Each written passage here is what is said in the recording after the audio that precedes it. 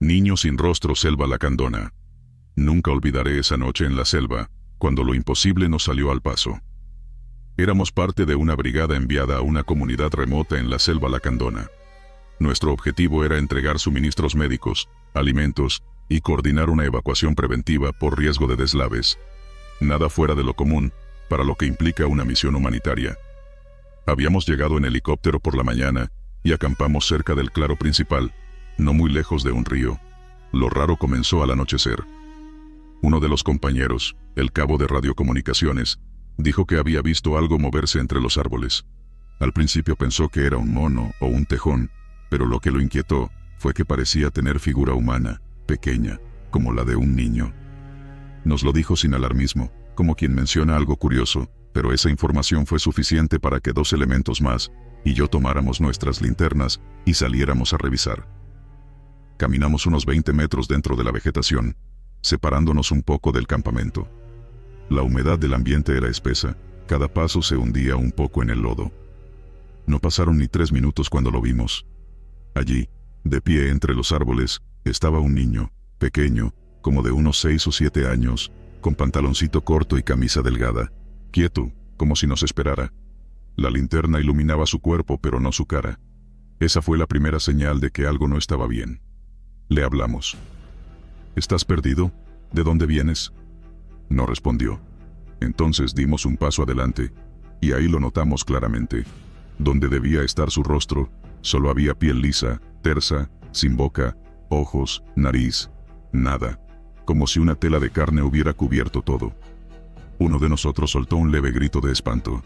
Otro le apuntó directo con la linterna, y en ese instante, el niño desapareció.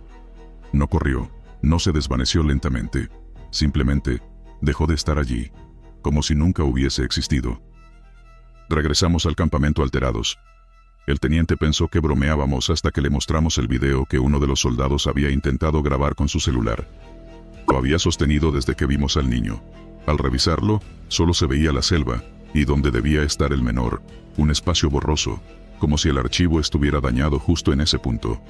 El resto de la imagen estaba nítida. El entorno se veía, el cuerpo del niño no. Pasaron unos minutos de silencio incómodo. Algunos rieron nerviosamente, como para sacarse el miedo de encima. Pero al llegar la madrugada, las cosas empeoraron. Uno a uno, los soldados comenzaron a escuchar algo entre los árboles. Llamados, como una voz infantil repitiendo sus nombres. No gritos, ni risas, solo sus nombres. Uno de los muchachos que estaba en turno de vigilancia, me llamó por radio, aterrado, asegurando que el niño sin rostro estaba parado del otro lado del río, mirándolo. O al menos eso creía, porque de nuevo, su cara era solo una superficie sin rasgos. Apenas lo alumbraba, desaparecía. Un par de compañeros intentaron seguirlo río arriba al amanecer. Querían encontrar alguna explicación lógica, tal vez un niño con deformidades, alguien real. Pero no hallaron huellas, ni ropa, ni rastro de nadie. Lo único que reportaron fue un hedor fuerte, mezcla de tierra húmeda y carne podrida, en un claro donde los árboles parecían haberse quemado por dentro, sin fuego visible, solo troncos partidos, ennegrecidos desde el centro. Esa misma mañana, un anciano de la comunidad con la que trabajábamos se nos acercó, notando nuestro nerviosismo. Le describimos lo que habíamos visto, y sin sorpresa, nos dijo que eso ya había pasado antes. Años atrás, otro grupo de apoyo llegó a la zona durante una epidemia. Uno de sus médicos reportó exactamente lo mismo, un niño que aparecía sin rostro y que solo podía verse de reojo. Ese médico murió al poco tiempo en un accidente inexplicable. Cayó por un barranco mientras caminaba por un sendero conocido, en pleno día. Dijeron que alguien lo llamó por su nombre antes de caer. El anciano nos advirtió que no habláramos más de lo sucedido, que lo que no tiene rostro tampoco tiene nombre, y que invocarlo con palabras es invitarlo. Esa noche nadie durmió. Las linternas permanecieron encendidas, girando en todas direcciones. 1 hora antes de levantar campamento, uno de los soldados fue hallado temblando, a metros del río. Lo encontramos sentado, cubriéndose el rostro con ambas manos. Dijo que el niño lo había tocado, que le pasó la mano por la mejilla como un saludo, pero no dejó marca alguna. Solo le quitó el habla por casi 3 días. Enmudecido, sin trauma físico, sin explicación médica. El video fue borrado por orden del mando. Se argumentó que era para evitar alteraciones en el testimonio, o histeria colectiva. Nadie más quiso seguir investigando. Al día de hoy, sigo soñando con ese espacio entre los árboles. No con el niño en sí, sino con esa piel lisa, blanca como papel, donde debería haber una expresión humana. Un lugar donde la mirada se resbala, donde el miedo no nace por lo que ves, sino por lo que sabes que no debería estar allí. Nunca más volví a esa zona, y nunca más, en ninguna misión, hablamos de lo que vimos. Pero a veces, en medio del monte, algunos soldados siguen reportando una figura pequeña que parece necesitar ayuda, pero desaparece cuando la miras de frente, y siempre, donde debería haber un rostro, no hay nada. Helicóptero que nunca aterrizó. Base aérea, Zacatecas. Era una noche despejada. El operador de radar, que ya llevaba varias horas frente al monitor, notó una señal firme entrando desde el noreste. La marcación era clara: un helicóptero modelo Bell 212, con código militar activo, identificado como parte de una flota que, según registros, ya no debía estar operativa. El código coincidía con una nave perdida, hacía más de 10 años, en una misión de reconocimiento en la Sierra de Durango, desaparecida sin dejar rastro, sin caja negra, sin restos. Nadie volvió a hablar de ella. El operador, extrañado, pidió confirmación a torre de control. La respuesta fue casi automática: si tenía el código correcto, debía autorizarse su aterrizaje. El procedimiento se activó, se encendieron luces de pista, se notificó a la patrulla de hangares, y un técnico se preparó para recibir la unidad. Pero nadie vio el helicóptero. Ni un solo miembro del personal nocturno pudo confirmar haberlo oído. Ninguna vibración en el aire, ningún sonido de rotores, ni una silueta cruzando el cielo. Solo los radares decían que estaba allí, aproximándose lento, siguiendo el patrón exacto de entrada a la base. Pasaron 7 minutos, tiempo suficiente para que el aparato ya hubiese descendido y rodado hacia el hangar asignado. La torre llamó a la patrulla, que debía estar en la pista, pero los soldados no reportaban ningún movimiento. Solo silencio, viento frío, y una incomodidad creciente. Cuando fueron a revisar el hangar señalado, lo encontraron con la puerta abierta de par en par. Las luces interiores, que no se habían encendido en semanas, estaban activas. Lo más desconcertante fueron las marcas en el suelo, huellas frescas de aterrizaje. El polvo levantado y el arrastre de neumáticos era evidente, como si una nave realmente hubiera ingresado, apagado motores, y luego desaparecido. Los técnicos no sabían qué decir. No había nadie en la cabina de vigilancia que pudiera explicar cómo se había abierto la compuerta, ni quién la había activado. El sistema de grabación de video estaba encendido, pero las imágenes mostraban algo imposible. A las 2:14 de la madrugada, se ve claramente el hangar cerrado. A las 2:16, ya estaba abierto, sin transición, ninguna figura humana, ningún helicóptero visible, solo un salto en la imagen. Uno de los mecánicos, al revisar las marcas, anotó un número en voz alta: FZT-912. Todos se quedaron helados. Ese era el número de cola de la nave desaparecida, la misma que años atrás había sido enviada a monitorear actividad sospechosa en una región de difícil acceso y nunca volvió. El mismo número que estaba en el archivo cerrado, el que marcaba MIA desde hace más de una década. El jefe de mantenimiento ordenó una revisión inmediata del hangar. Nada, ni rastro de aceite, ni calor residual, solo las marcas. Y, encima de una mesa de herramientas, una bitácora vieja, manchada, con la cubierta parcialmente chamuscada. Nadie supo de dónde había salido. No pertenecía al inventario de la base. La bitácora tenía anotaciones, nombres, rutas, fecha del último despegue, coincidente con el día de la desaparición. También una frase escrita con tinta corrida, como si el autor hubiera escrito mientras el papel temblaba: no aterrizar, no responder a llamadas, está en el aire, pero no estamos solos. La información fue enviada de inmediato a la comandancia de la zona militar. La orden fue clara: silencio, no hablar con prensa, no generar alarma, archivar bajo clasificación interna. El hangar fue cerrado al día siguiente con candados dobles, pero algo ocurrió en las noches posteriores. Varios soldados asignados al perímetro comenzaron a reportar un zumbido en el aire cerca de las 2 de la mañana. Un sonido rítmico, casi imperceptible, como de palas girando a gran velocidad. Pero al levantar la vista, el cielo seguía despejado, ni una sombra. Uno de los centinelas, temblando, juró haber visto la silueta del Bell 212 flotando inmóvil sobre la pista. Dijo que las luces de navegación estaban encendidas, pero que el interior del helicóptero era negro, como si estuviera hueco por dentro. No respondió al llamado por radio, solo se desvaneció hacia la sierra como un espejismo. A la tercera noche, un grupo de mecánicos encontró de nuevo la puerta del hangar entreabierta. Las huellas habían regresado, idénticas, y esta vez, una grabadora antigua apareció sobre una banca. En su interior, una cinta marcada con el mismo número de cola. Nadie quiso reproducirla, hasta que un comandante lo ordenó. La grabación, distorsionada, parecía una transmisión de cabina, voces en pánico, ruidos metálicos, algo golpeando la nave desde fuera, y una frase que se repetía, cada vez más nítida. Está volando sin nosotros, no lo controlamos, no deberíamos haber entrado. A las horas, la grabadora se averió sola, como si hubiese cumplido su ciclo. Al revisar la cinta, estaba completamente borrada, como si jamás hubiese sido usada.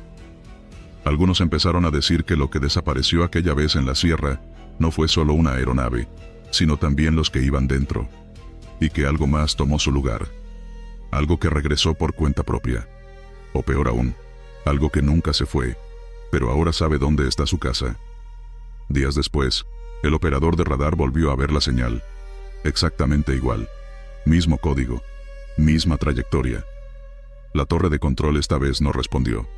Solo apagaron las luces de pista.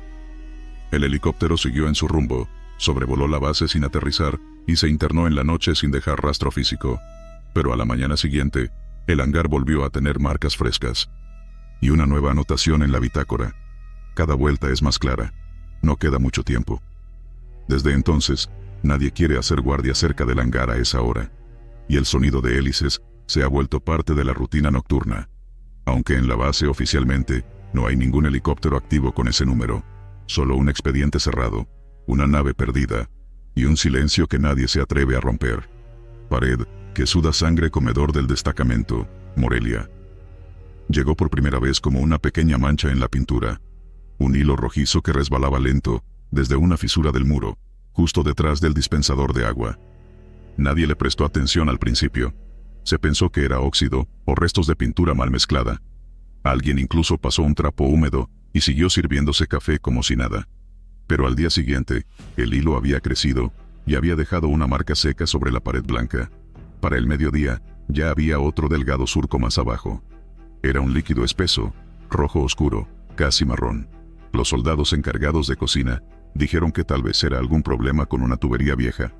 Se reportó a mantenimiento y se dejó asentado en el libro de novedades. Esa noche fue la primera en que alguien notó el olor.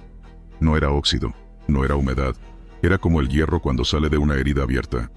Un aroma que pinchaba la nariz y se quedaba atorado detrás de la lengua. En la madrugada, el soldado guardia que hacía ronda al comedor encontró que el líquido seguía bajando, aunque no había rastro de ruptura visible. Lo describió como sangre. Nadie le creyó. Al tercer día, el comandante ordenó que se revisara la pared completa.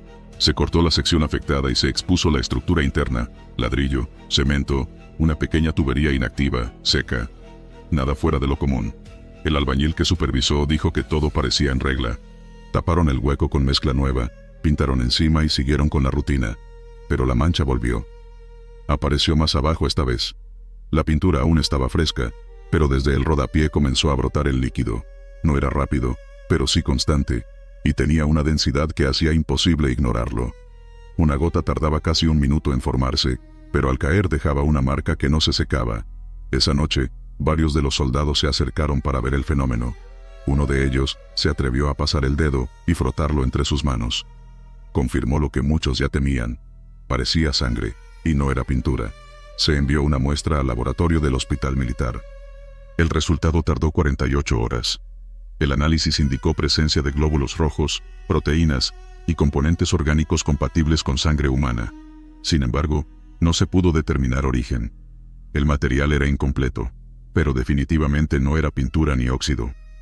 La orden fue clara: sellar completamente el muro con una capa doble de yeso, cubrir con paneles y desviar toda tubería cercana. La zona fue restringida a personal autorizado. Pero la noche siguiente, el líquido no brotó desde la pared, sino desde el suelo. A lo largo del borde donde se encontraba la mancha original, el piso comenzó a oscurecerse. Una humedad densa emergía como si algo presionara desde abajo. El olor volvió, más fuerte, más penetrante. Era como estar dentro de una herida abierta. Un soldado destinado al turno de cocina se desmayó al entrar en el comedor en la madrugada. Cuando lo encontraron, su uniforme estaba manchado de rojo. Según su testimonio, no resbaló ni cayó sobre nada. Simplemente caminó, sintió un mareo y perdió el conocimiento. No recordaba nada más. Las cámaras de seguridad del comedor se revisaron, pero los archivos de esas horas estaban en negro.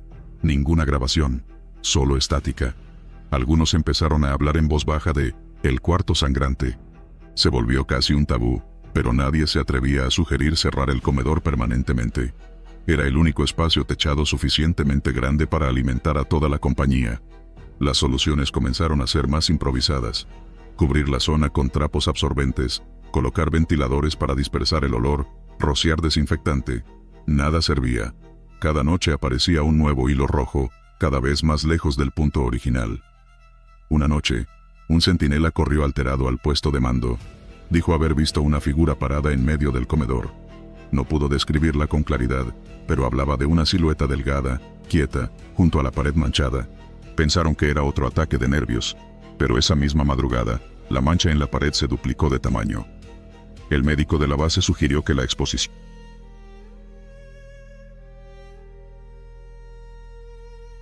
tóxico o bacteria, pero no se encontró rastro de ninguna contaminación.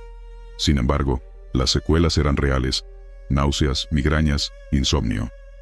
Varios solicitaron ser trasladados. Un par terminaron incapacitados por estrés agudo. Un oficial decidió, por cuenta propia, dormir una noche dentro del comedor. Llevó su camastro y una cámara con visión nocturna. A la mañana siguiente, no respondió al llamado de lista. Lo encontraron envuelto en su cobija, temblando, cubierto de sudor. No habló en 2 días. Cuando por fin logró articular frases coherentes, dijo que durante la noche escuchó susurros en la pared. No gritos, no voces, solo un murmullo continuo, como si muchas bocas hablaran al mismo tiempo desde el otro lado del muro. No pudo entender las palabras. Solo dijo que sintió que alguien se sentaba a su lado, sin moverse, durante horas. El comandante ordenó evacuar temporalmente el comedor.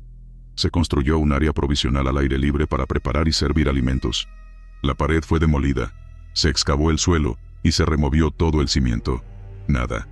No se encontró restos humanos, ni cavidades, ni objetos enterrados. El fenómeno debería haber desaparecido. Pero no fue así. Un mes después, mientras se reconstruía el lugar, un albañil golpeó con su cincel una sección del muro aún en obra. El golpe reveló una grieta, y de inmediato comenzó a brotar el mismo líquido. Nadie dijo nada. Nadie lo reportó. Solo dejaron de trabajar en esa parte, y al día siguiente, abandonaron el proyecto sin explicación. Los obreros no regresaron. Uno de ellos dejó una nota en su casillero que decía: «No se puede tapar lo que aún respira». Desde entonces, el comedor quedó sellado. Nadie entra. Nadie toca las puertas. Se escucha, a veces, el goteo detrás de la madera, o el crujido suave de algo que se mueve dentro. Algunos nuevos integrantes del destacamento preguntan qué hay dentro, pero los veteranos evitan la conversación. Dicen que es mejor dejar que la sangre fluya, mientras no te alcance. Sombrero. Que flota patio de armas, Colima. Las primeras veces se pensó que era el viento. Un sombrero flotando en medio del patio, girando lentamente sobre sí mismo, elevándose unos centímetros y descendiendo de forma repentina. Quienes lo vieron en esos primeros días, lo mencionaron con risa nerviosa, como quien comenta un chisme extraño sin querer parecer supersticioso. Pero con el paso de las semanas, la sensación se fue haciendo más espesa, como el aire antes de una tormenta. Era un modelo viejo, de los que ya no se usaban en el uniforme diario. El ala un poco curva, el tono deslavado por el sol. Aparecía siempre en el mismo lugar del patio, cerca del asta bandera. A veces no estaba, a veces sí, pero cuando estaba, nunca era fijo. Flotaba, sin explicación aparente, oscilando en el aire como suspendido por un hilo invisible. Una noche lo vi yo mismo. Estaba de guardia. Eran casi las 3 de la madrugada y el aire estaba húmedo. Mientras daba una vuelta por el perímetro, vi la figura circular elevarse. No se tambaleaba como un objeto empujado por el viento. Era algo más deliberado. Subía despacio, giraba un poco, se detenía en el aire y luego caía con fuerza. No había brisa. Ni un solo árbol se movía. Me acerqué con cautela. Cuando estuve a 1 metro, el sombrero descendió de golpe y golpeó el concreto con un sonido seco, como si alguien lo hubiera azotado. Me congelé. Sentí una presión en el pecho, una especie de incomodidad que no era miedo, pero sí advertencia. Lo dejé ahí. No lo toqué. No fui el único. Otros soldados comenzaron a contar experiencias similares.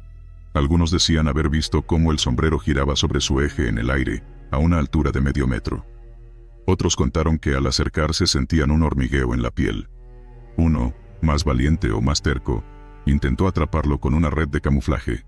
La red cayó encima del sombrero, pero al recogerla, ya no había nada debajo. El objeto reapareció a los 3 días, en el mismo punto. El capitán ordenó retirarlo. Un soldado novato se ofreció para levantarlo con guantes. Apenas lo tocó, gritó. No un grito normal, uno largo, profundo, de esos que salen del estómago. Cayó de espaldas temblando. Juró que el sombrero le dio una descarga, como si fuera una batería viva. Desde entonces lo dejaron en paz. Fue un subteniente retirado el que, al verlo durante una visita protocolaria, palideció.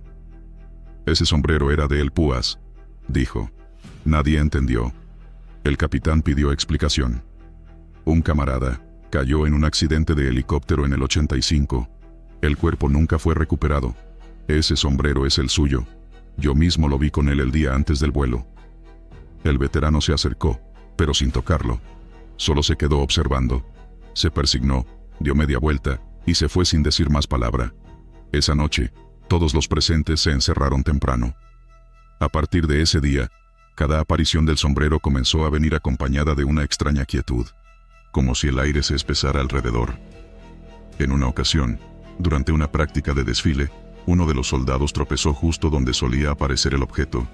Juró que algo le jaló la pierna, cayó y se fracturó la muñeca. Los médicos no supieron explicar por qué su pierna tenía marcas rojizas, como si unos dedos invisibles lo hubieran sujetado. Una madrugada, la cámara de vigilancia captó algo. La imagen era débil, desenfocada, pero el video mostraba el sombrero levitando, claramente. Luego, una silueta humanoide, casi transparente, pasó caminando desde el asta hasta la sombra de un muro. Nadie pudo identificarla. No coincidía con ningún uniforme, ni era reflejo de luz. Después de eso, el sistema dejó de funcionar por 3 días. Cuando volvió, el archivo estaba corrupto. Algunos soldados comenzaron a reportar sueños con un hombre sin rostro que caminaba por el patio con un sombrero viejo. En los sueños, este hombre no hablaba. Solo caminaba en círculos, como perdido. En ocasiones, se detenía frente al soñador y levantaba una mano, como pidiendo que lo siguieran. Uno de los que tuvo ese sueño, pidió su baja una semana después. Se encerró en su casa y nunca volvió a responder llamadas del destacamento. Hubo quienes creyeron que todo era psicosis colectiva. Incluso vinieron civiles a estudiar el fenómeno. Un grupo de estudiantes de parapsicología pidió acceso con permiso. Estuvieron 3 noches. Captaron cambios de temperatura localizados. En una ocasión, registraron una caída de más de 15 grados en menos de 1 minuto, justo donde apareció el sombrero. Uno de ellos, en tono de broma, intentó ponerle una calcomanía fluorescente al ala del sombrero. Al día siguiente, encontraron su mochila rota, tirada en el baño, y él renunció al estudio. La situación escaló al punto en que, cada noche que el objeto aparecía, los soldados dejaban una vela encendida a una distancia prudente, no por rito religioso, sino por respeto, porque todos sentían lo mismo. No estaban solos cuando el sombrero flotaba. Un sargento propuso enterrar el objeto. Se organizó una pequeña ceremonia improvisada, sin palabras. Solo cavaron un hueco profundo, colocaron el sombrero envuelto en tela negra y lo cubrieron. Nadie dijo nada. Durante semanas no volvió a aparecer. El patio recuperó su rutina. Sin embargo, 1 mes después, durante un cambio de turno, encontraron un sombrero idéntico posado sobre el asta bandera, justo al amanecer. Esta vez, nadie lo tocó. Lo dejaron ahí hasta que desapareció por sí solo al mediodía. Desde entonces, solo ocurre en ciertas fechas. Dicen que el sombrero regresa a los días nublados, cuando el silencio se siente más pesado de lo normal. No levita ya como antes. Solo aparece, como si alguien invisible lo dejara a propósito en el mismo sitio. Luego desaparece sin dejar rastro. El destacamento ya no lo menciona abiertamente, los nuevos lo descubren por su cuenta, y los veteranos, como yo, solo advertimos con una frase simple: si lo ves flotar, no lo toques. No es tuyo, no está solo. Y lo que sea que lo levanta, todavía no se ha ido. Nombre en la cuchara: Cocina de Campo, Hidalgo. Durante los primeros días del operativo, nadie prestaba demasiada atención a los utensilios.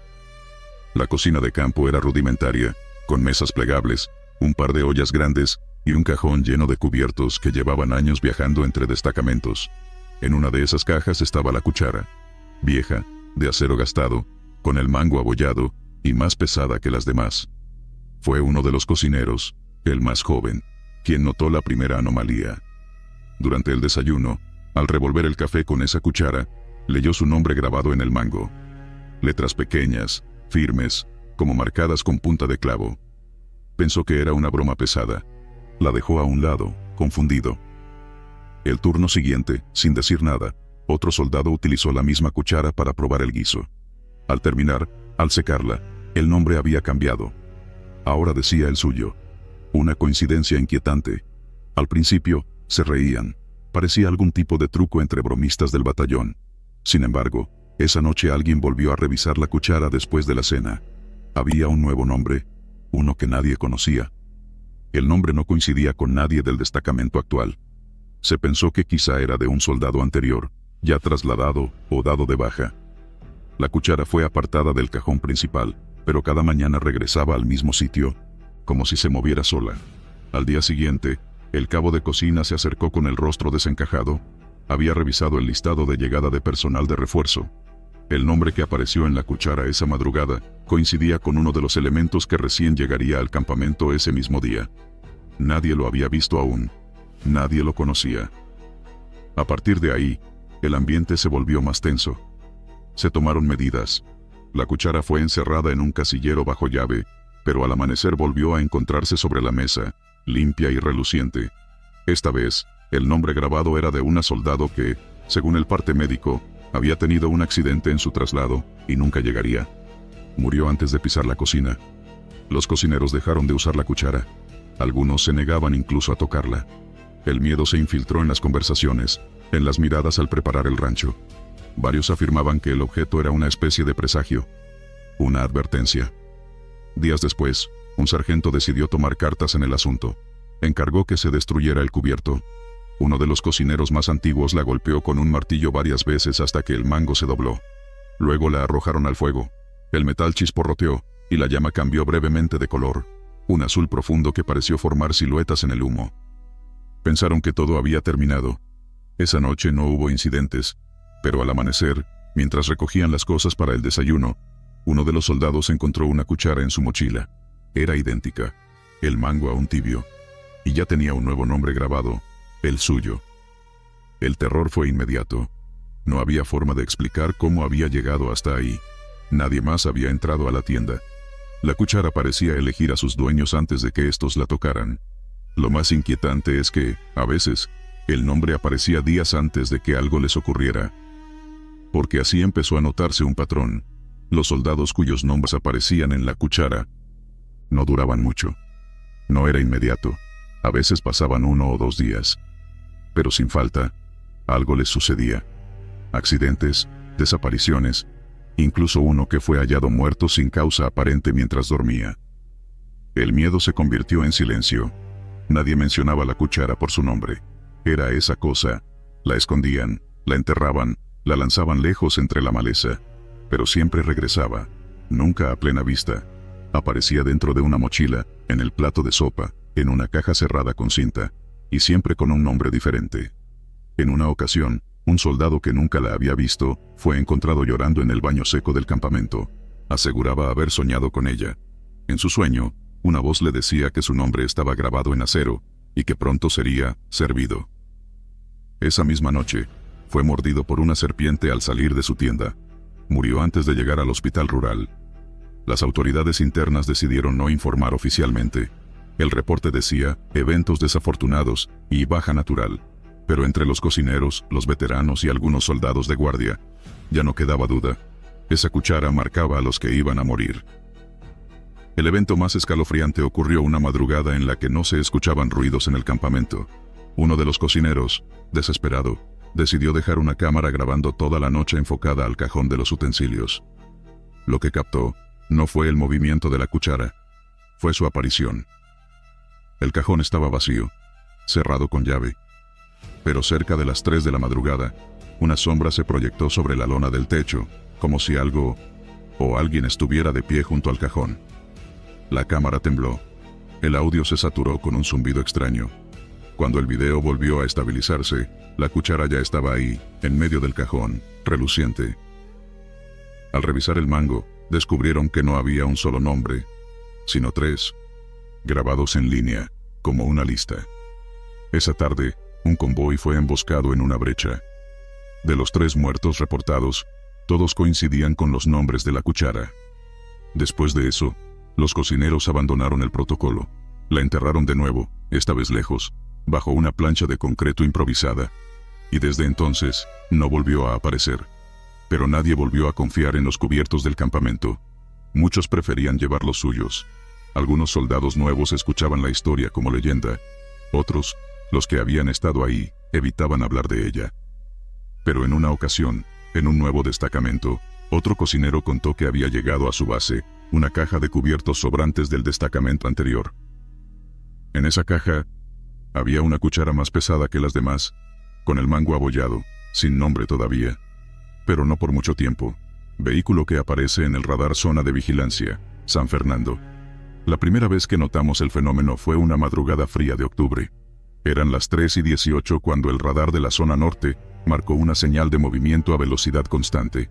El trayecto era limpio, recto, como si un vehículo avanzara con GPS militar. No era inusual que hubiera vehículos en tránsito, pero esa noche no había convoyes autorizados en ruta. El operador de turno, un sargento joven, pensó que se trataba de un error del equipo o un posible intruso.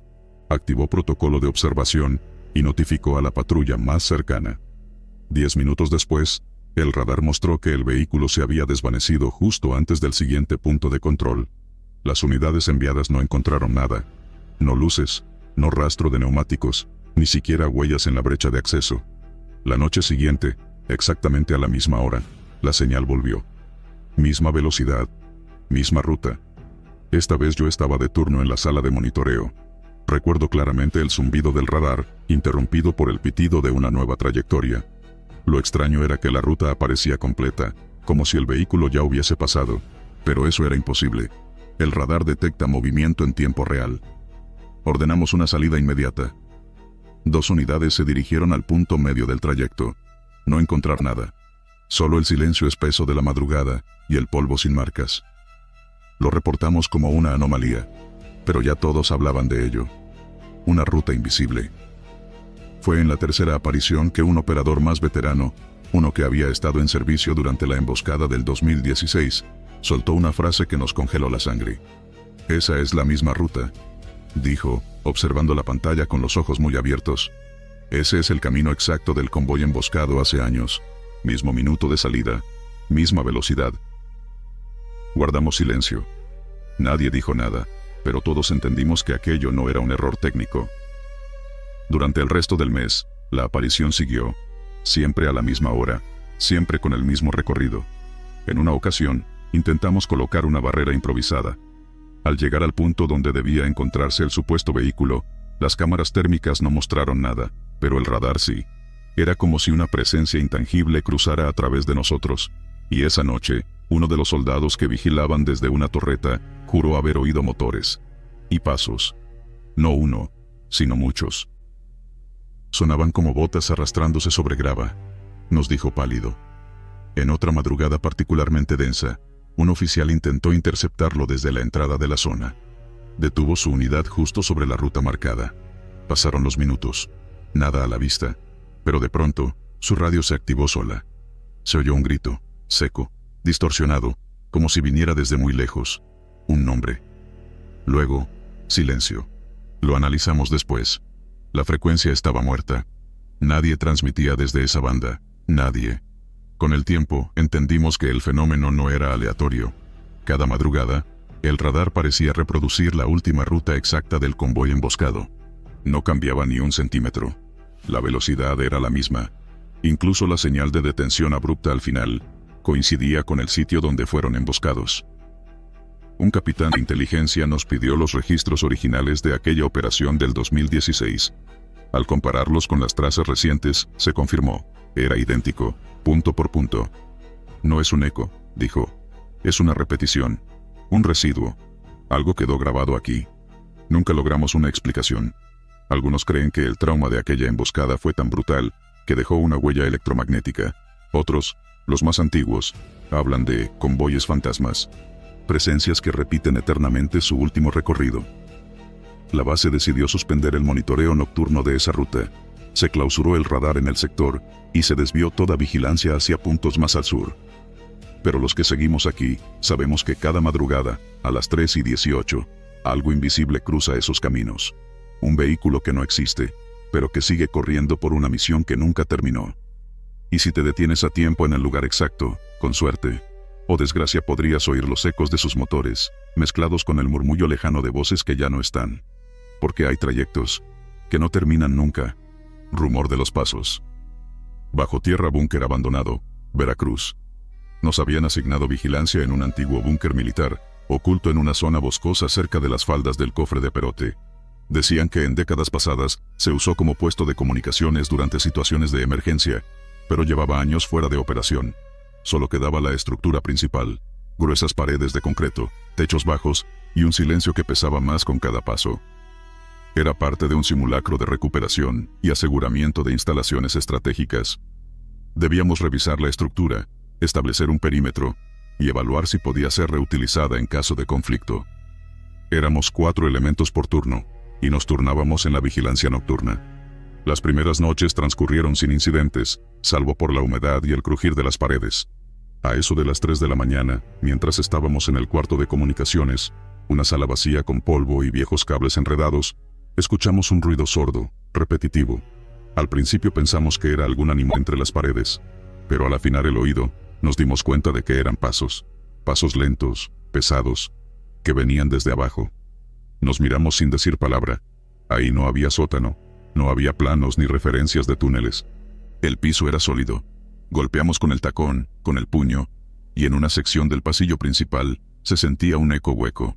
A la mañana siguiente lo reportamos al oficial de mando. Él ordenó una revisión estructural. Llevamos equipo para retirar el concreto y, tras varias horas, dimos con una especie de tapa de acero oxidado. La abrimos con esfuerzo.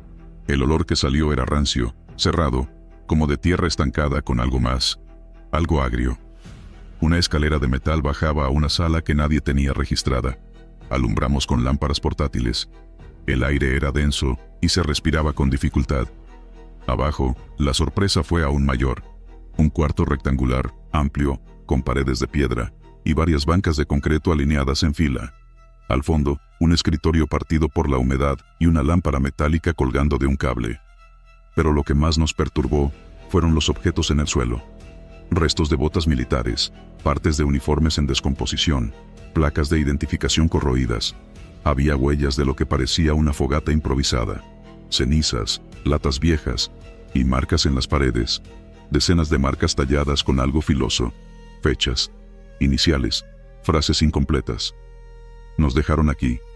No hay salida. El aire se va. Escuchamos pasos arriba. Salimos de ahí sin decir una palabra. Nadie estaba preparado para eso. Al día siguiente, se solicitó apoyo de archivo militar, pero no se encontró ningún registro que hiciera referencia a una construcción subterránea en esa zona. La base había sido cerrada hace más de 30 años, y el expediente mencionaba solo una planta, sin subniveles. Un soldado del batallón, ya mayor, con décadas de servicio escuchó los rumores y se ofreció a ver el lugar. Cuando bajó con nosotros, se detuvo en seco al ver los restos. Reconoció los uniformes. Eran de una unidad que, según él, había desaparecido durante una tormenta tropical a mediados del siglo pasado. Se había dicho que murieron arrastrados por un deslave, pero los restos estaban ahí, en ese cuarto sellado bajo tierra. Esa misma noche, nadie quiso quedarse de guardia en el búnker. Aún así, se ordenó mantener vigilancia. Durante la madrugada, uno de los centinelas, un cabo joven, abandonó su puesto sin explicación. Lo encontramos caminando en círculo frente al acceso principal, repitiendo una y otra vez: Todavía caminan. Están abajo. Siguen caminando. Lo evacuaron al amanecer. Nunca regresó al destacamento. Poco después, una comisión selló el acceso subterráneo con concreto armado y colocó placas metálicas sobre la compuerta, pero la sensación de que algo quedó atrapado ahí abajo no se fue. Varios reportes posteriores mencionaron ruidos en el piso durante la noche, pisadas. A veces, golpeteos suaves. Una madrugada, mientras revisábamos el perímetro, alguien juró ver una figura con uniforme antiguo en el límite del bosque, mirando hacia el búnker. La base volvió a ser cerrada semanas después, oficialmente, por motivos de presupuesto. Extraoficialmente, nadie quería vigilar un sitio donde los muertos parecían no haber dejado de marchar. Hasta hoy, quienes estuvieron ahí, recuerdan bien el eco de esos pasos. No eran de nosotros, eran de los que se quedaron encerrados, y aún caminan. Silencio en el módulo 4 cuartel en Chihuahua. Nunca me importaron los rumores. En todos los destacamentos donde me ha tocado estar, siempre hay historias para asustar a los nuevos. Que si el fantasma del centinela caído, que si la niña en los baños, que si se escuchan botas en la madrugada. Uno aprende a ignorar todo eso. Pero lo del módulo 4 en Chihuahua fue distinto. No porque me lo contaran, sino porque estuve ahí. La primera vez que escuché del módulo fue en la formación de la noche. Un compañero mencionó que esa ala estaba cerrada por reparaciones acústicas, según el capitán. Aunque todos sabíamos que ningún ingeniero civil había pisado esa zona en semanas, las ventanas estaban cubiertas con lonas negras y no había luz en los pasillos. Aún así, durante la inspección, notamos que todo estaba limpio y ordenado, como si alguien lo habitara en secreto. Una noche, se presentó una tormenta. El viento arrastró la lona de una de las ventanas del módulo 4, y desde donde estábamos formados, se pudo ver una luz tenue adentro, como una lámpara vieja encendida. El sargento mandó a 2 soldados a verificar. Cuando regresaron, no dijeron nada, solo entregaron un reporte verbal corto. Sin novedad. Pero esa madrugada, ninguno de los 2 durmió. Se les veía ojerosos al amanecer. Uno de ellos, con los días, comenzó a usar audífonos incluso sin música. Decía que no aguantaba el vacío. Fue hasta que me asignaron el servicio nocturno, junto a otro compañero, que me tocó entrar de verdad. Habían fallado los fusibles del módulo principal de dormitorios, y nos pidieron pasar la noche en el módulo 4, mientras se solucionaba. La orden fue directa, sin discusión. El pasillo que lleva al módulo 4 está cubierto por un frío que no se siente en el resto del cuartel. No importa si es verano, o si el sol estuvo fuerte todo el día. Ahí siempre huele a concreto mojado, a viejo. La puerta principal no tenía seguro. Solo empujamos y entramos. De inmediato, sentí que todo se apagaba. No era solo el silencio, era como si los sonidos se chuparan hacia un hueco invisible. Intenté hablar, decir algo como, ya entramos, pero al mover los labios no salía nada. No porque estuviera mudo. Sentía mi garganta vibrar, pero no escuchaba nada. Ni mi voz, ni mis pasos. Nada. Mi compañero intentó encender su radio. Nada. Sin señal, sin ruido blanco, sin interferencia. Solo silencio absoluto. De pronto, algo nos hizo girar al mismo tiempo. Una sensación en la nuca, un tirón invisible en la espalda. Nos volteamos hacia el fondo del pasillo, y ahí estaba. Una figura borrosa, como si la hubieran dibujado con carbón mojado. No tenía rostro, no tenía forma fija. Se deslizaba sin hacer un solo sonido, ni roce con el suelo, ni eco. Solo avanzaba hacia nosotros. Retrocedimos. Abrí la puerta de una de las habitaciones y me metí. Mi compañero hizo lo mismo en la siguiente. Cerré con seguro, sin pensar. La oscuridad era completa. Saqué linterna, pero el haz de luz no atravesaba la habitación. Solo iluminaba mi mano. Todo lo demás seguía siendo negro. Totalmente negro. Y ahí dentro, en ese silencio antinatural, algo habló. No usó palabras. Fue como si la idea se metiera a presión en mi cabeza, como si alguien me soplara pensamientos. No debiste entrar. Mi cuerpo reaccionó sin consultarme. Me paralicé. Los pelos de los brazos se me erizaron. Los músculos se endurecieron. Intenté gritar. Nada. Ni siquiera dentro de mi mente. Aquello me robó la voluntad. La voz volvió, aunque no salía de ningún lado. Este espacio me pertenece. Aquí no hay sonido. No hay tiempo. No hay salida. Me senté contra la pared. El sudor me corría por el cuello. No podía saber cuánto tiempo llevaba ahí. Las sensaciones físicas empezaban a desvanecerse, como si mi cuerpo estuviera dejando de existir. La linterna se apagó sin razón. Empecé a ver puntos blancos flotando en la oscuridad. Justo cuando sentí que me iba, la puerta se abrió sola, sin crujidos, sin aviso. Solo se abrió. La figura no estaba. Salí al pasillo. Todo seguía en completo silencio. Busqué a mi compañero. Lo encontré tirado frente a su puerta, completamente pálido. Sus ojos estaban abiertos, pero no enfocaban. Lo sacudí, pero no reaccionaba. Tuve que arrastrarlo fuera del módulo. Apenas cruzamos el umbral, el sonido volvió, como un zumbido primero. Después, mis propios jadeos, los ruidos del viento, el ulular lejano de un perro, todo de golpe. Vomité en el césped. Mi compañero recuperó la conciencia poco después, pero no hablaba. Durante 3 días no pudo articular palabra. Lo revisaron los médicos. Físicamente estaba bien, pero su voz no volvía. Solo movía los labios, igual que en el módulo. Al 4.º día, dijo su primera frase en la enfermería. Una sola oración. Nos habló sin boca. Eso bastó para que clausuraran el módulo 4 de nuevo. Esta vez, con cadenas y vigilancia permanente. Nadie volvió a entrar. El oficial al mando redactó un informe que no circuló entre la tropa, pero uno de los médicos compartió con nosotros, en confianza, algo inquietante. Dentro de nuestras gargantas se encontraron señales de microlesiones, como si se hubieran forzado a gritar, sin emitir sonido alguno. Nunca se supo de quién era la voz. Nadie quiso seguir preguntando. El destacamento fue transferido unos meses después. El módulo 4 sigue ahí, envuelto en silencio, sellado. Yo todavía sueño con esa figura. No habla, pero en mis sueños la escucho claramente, cada vez más cerca. Silbido del tercer turno. Ubicación: base rural, Tlaxcala. Las madrugadas en esa base eran frías y húmedas, con una neblina densa que bajaba desde los cerros cercanos. Estaba ubicada lejos de las carreteras principales, rodeada de un bosque cerrado. En el turno nocturno, el silencio era casi absoluto, solo interrumpido por el crujir de ramas o el lejano aullido de algún coyote.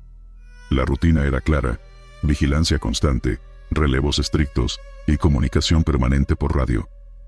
Todo comenzó durante una serie de noches consecutivas del mes de noviembre. A las 3:33 de la madrugada, sin faltar un segundo, un silbido largo y agudo cruzaba la línea del bosque. El sonido no era de ave, tampoco mecánico. Parecía humano, pero con un eco antinatural, como si el bosque lo repitiera en varias direcciones al mismo tiempo. En la primera noche, los soldados pensaron que era una coincidencia. Algún animal, quizá el viento. Pero cuando el mismo silbido se escuchó exactamente a la misma hora la noche siguiente, todos se tensaron. Uno de los cabos lo comentó por radio. Los demás elementos de guardia en puntos distintos confirmaron que también lo habían oído. Esa tercera noche, el sargento segundo a cargo del turno decidió grabar el sonido con su celular. Se colocó cerca de la malla perimetral, en dirección al bosque, y cuando llegó la hora, el silbido volvió a escucharse, pero esta vez más cercano. Se grabó con claridad. Era un silbido sostenido, como de alguien llamando. El sargento no mostró miedo en el momento, pero al reproducir el audio al día siguiente frente al pelotón, algo lo sacó de equilibrio. El sonido del silbido estaba presente, sí, pero detrás, a los pocos segundos, una voz muy tenue murmuraba su nombre. No era una voz cualquiera. Él palideció, se quedó inmóvil varios segundos, y luego, casi susurrando, dijo que era la voz de su madre. Su madre había muerto hacía años. En ese momento, todos rieron nerviosos. Algunos pensaron que era una coincidencia o una mala interpretación. Pero el sargento, que era un hombre serio y poco dado a exageraciones, se mostró profundamente afectado. Esa misma tarde pidió un permiso especial para ausentarse por unos días. No quiso hablar más del tema. En los días siguientes, otros soldados intentaron grabar el sonido. Algunos lo lograron, otros no. Pero en cada grabación donde se captaba el silbido, parecía haber voces distintas ocultas entre el ruido. Una vez fue la voz de un niño, otra vez, un lamento prolongado, y simplemente, un susurro ininteligible, que al reproducirse a mayor volumen, sonaba como una carcajada lejana. Uno de los técnicos de comunicaciones llevó las grabaciones a su laptop y usó un programa para separar frecuencias. Al aislar las más bajas, encontró un patrón. Las voces estaban presentes solo cuando el silbido provenía del lado este del bosque, y siempre después del tercer segundo. Nunca antes. Una madrugada, un soldado más joven, de apenas semanas en la base, desapareció de su punto de guardia justo después del silbido. Su radio estaba encendida, su fusil apoyado contra la cerca, y su linterna encendida en el suelo. No había señales de pelea ni rastro de sangre, solo huellas que se perdían entre el lodo. La búsqueda duró más de 12 horas, pero nunca lo encontraron. Esa misma tarde, un superior ordenó suspender las guardias en el lado este del bosque después de cierta hora. Nadie volvió a ser asignado a ese punto tras las 3 de la mañana. De hecho, el acceso fue restringido con cinta roja y un aviso informal. No pasar por ningún motivo durante la madrugada. Algunos comentaban en voz baja que aquel silbido era una especie de llamado, que no era una casualidad que ocurriera siempre a la misma hora, que cada noche sonaba más cerca. Un rumor se extendió entre la tropa. Si uno respondía al silbido, aunque fuera por burla, entonces al día siguiente la voz que se oiría en la grabación sería la de alguien muy cercano. Un soldado probó hacerlo. A las 3:33, respondió con otro silbido, corto, imitando el tono. Nada pasó en ese momento, pero 2 días después, en una grabación casual que tomó su compañero de cuarto mientras revisaban sonidos, se escuchó claramente la voz del soldado repitiendo su propio nombre, como si lo llamara desde otra habitación. Él juró no haber dicho nada. La tensión en el pelotón creció. Las grabaciones fueron prohibidas. La base ordenó silencio total respecto a los eventos. Pero el silbido seguía. Aunque no se mencionara, todos sabían que estaba ahí.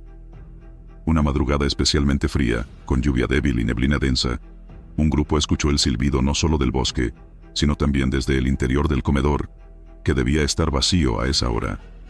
Se acercaron con cautela. La puerta estaba entreabierta. Al ingresar, todo parecía en orden, salvo por algo inesperado.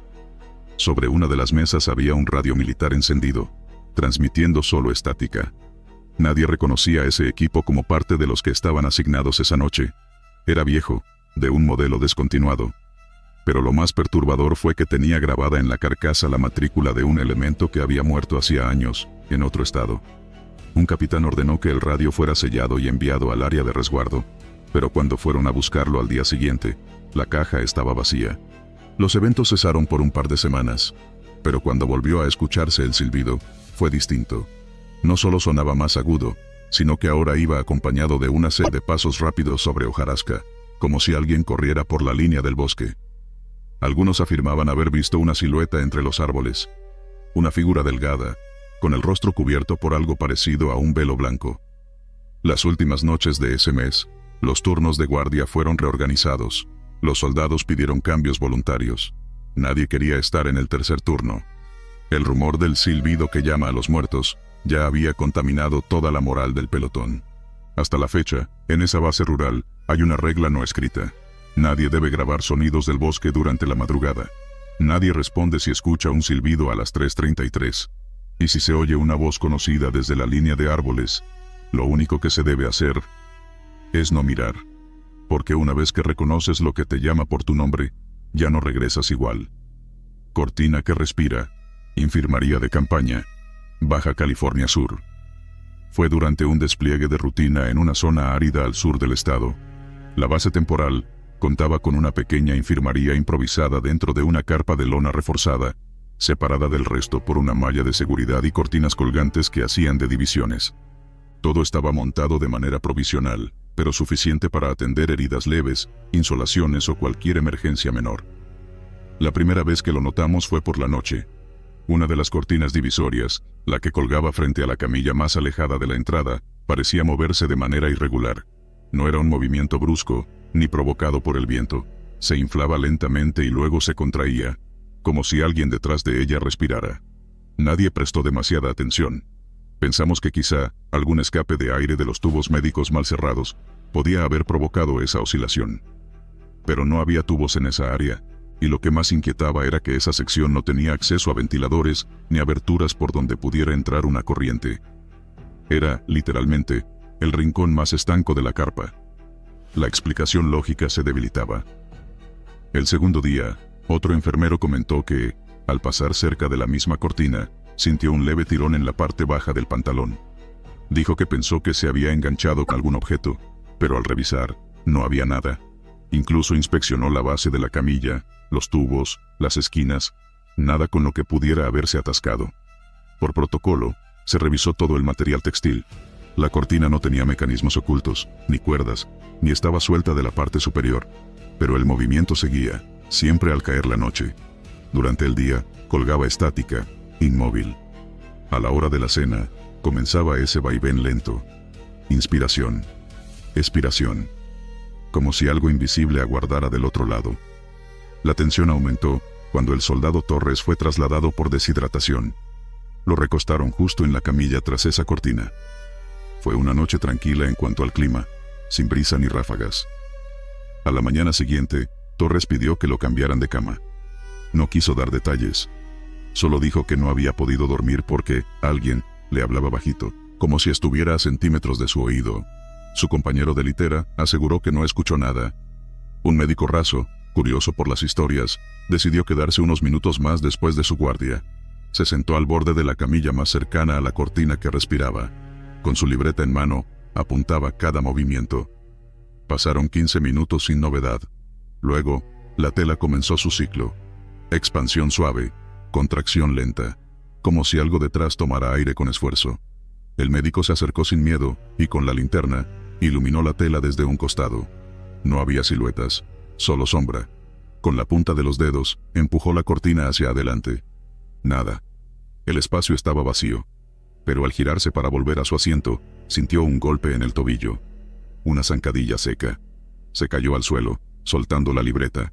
Juró que algo cálido, con dedos, le rodeó la pierna por un segundo, como si una mano lo hubiese detenido. Después de ese evento, colocaron cámaras, una apuntando directamente a la cortina, otra de respaldo desde la esquina.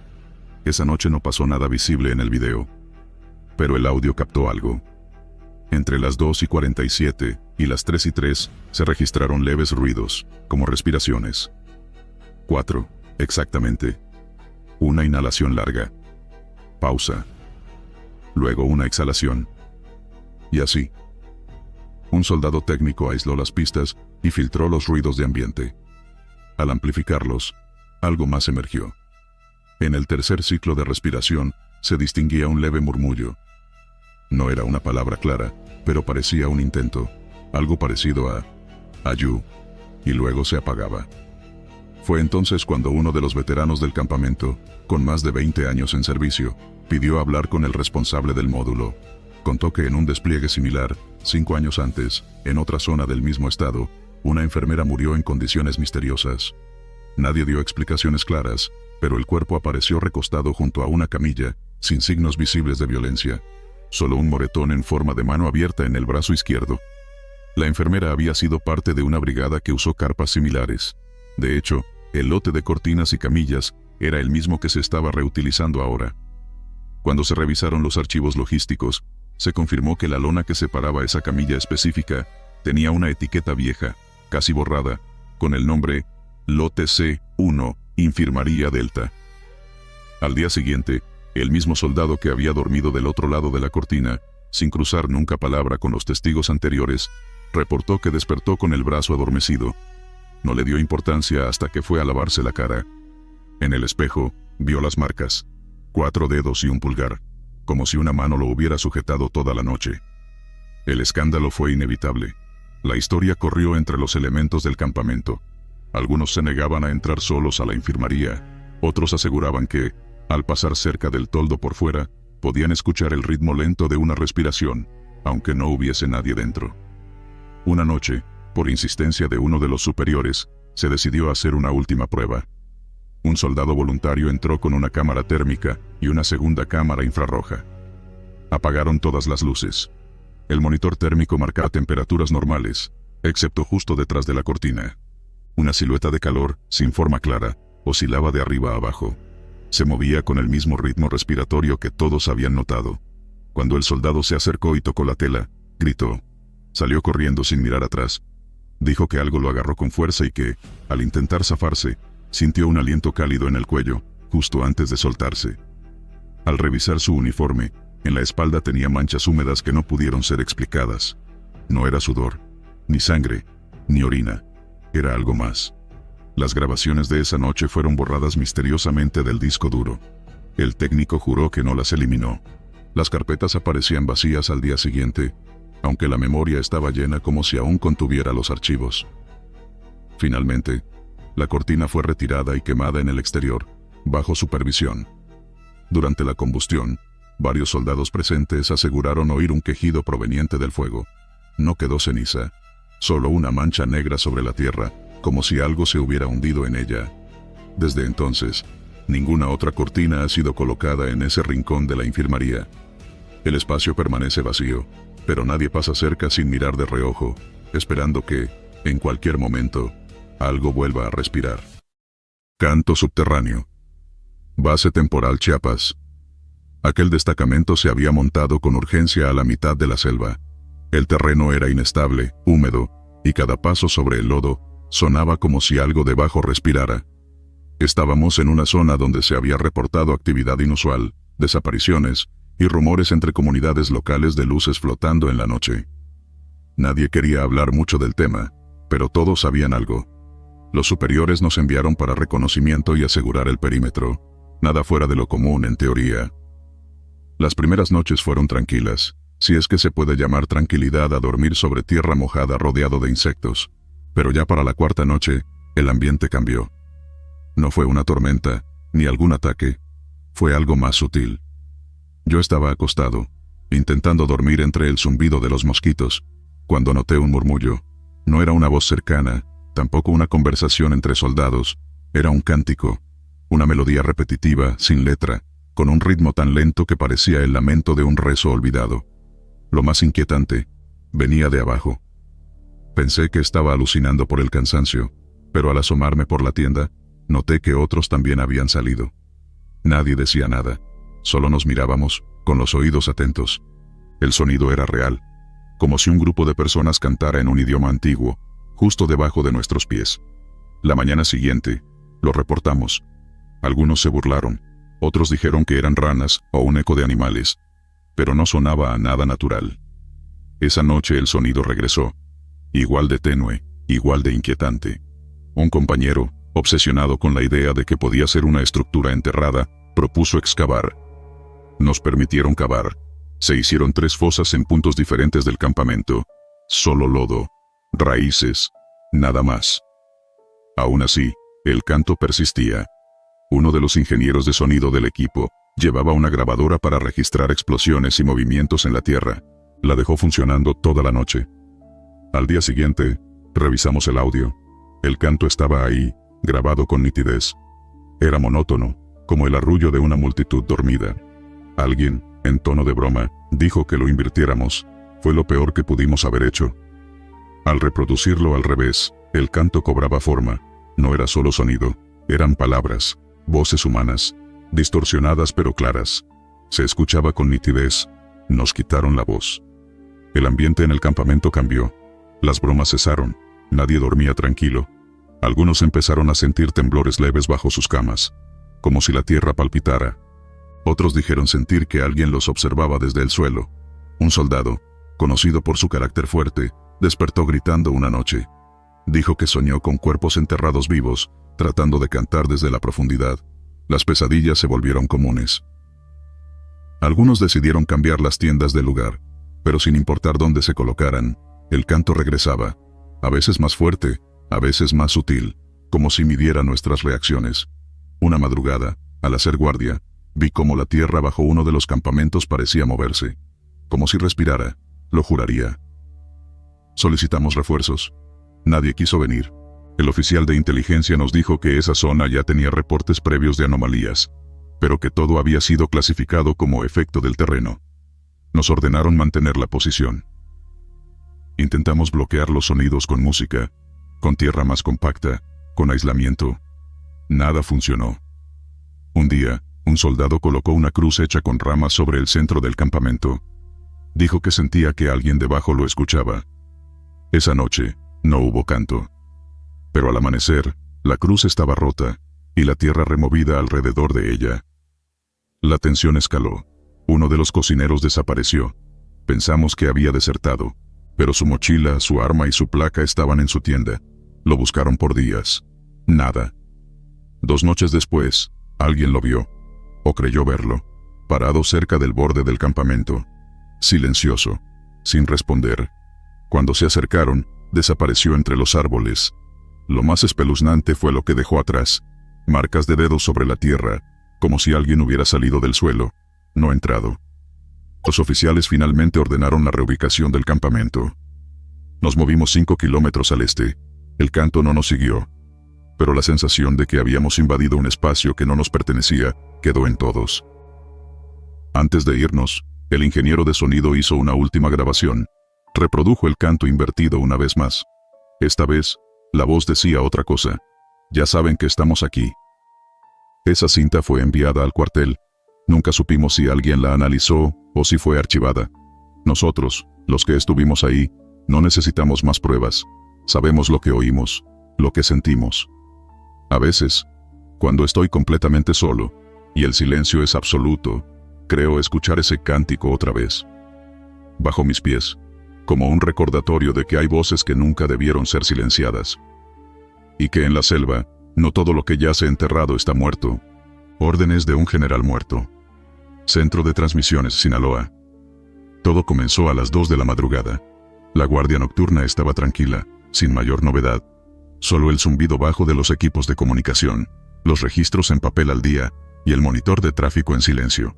Entonces, el operador de turno se quedó inmóvil al escuchar una señal de llamada cifrada, una que no se usaba desde hacía años.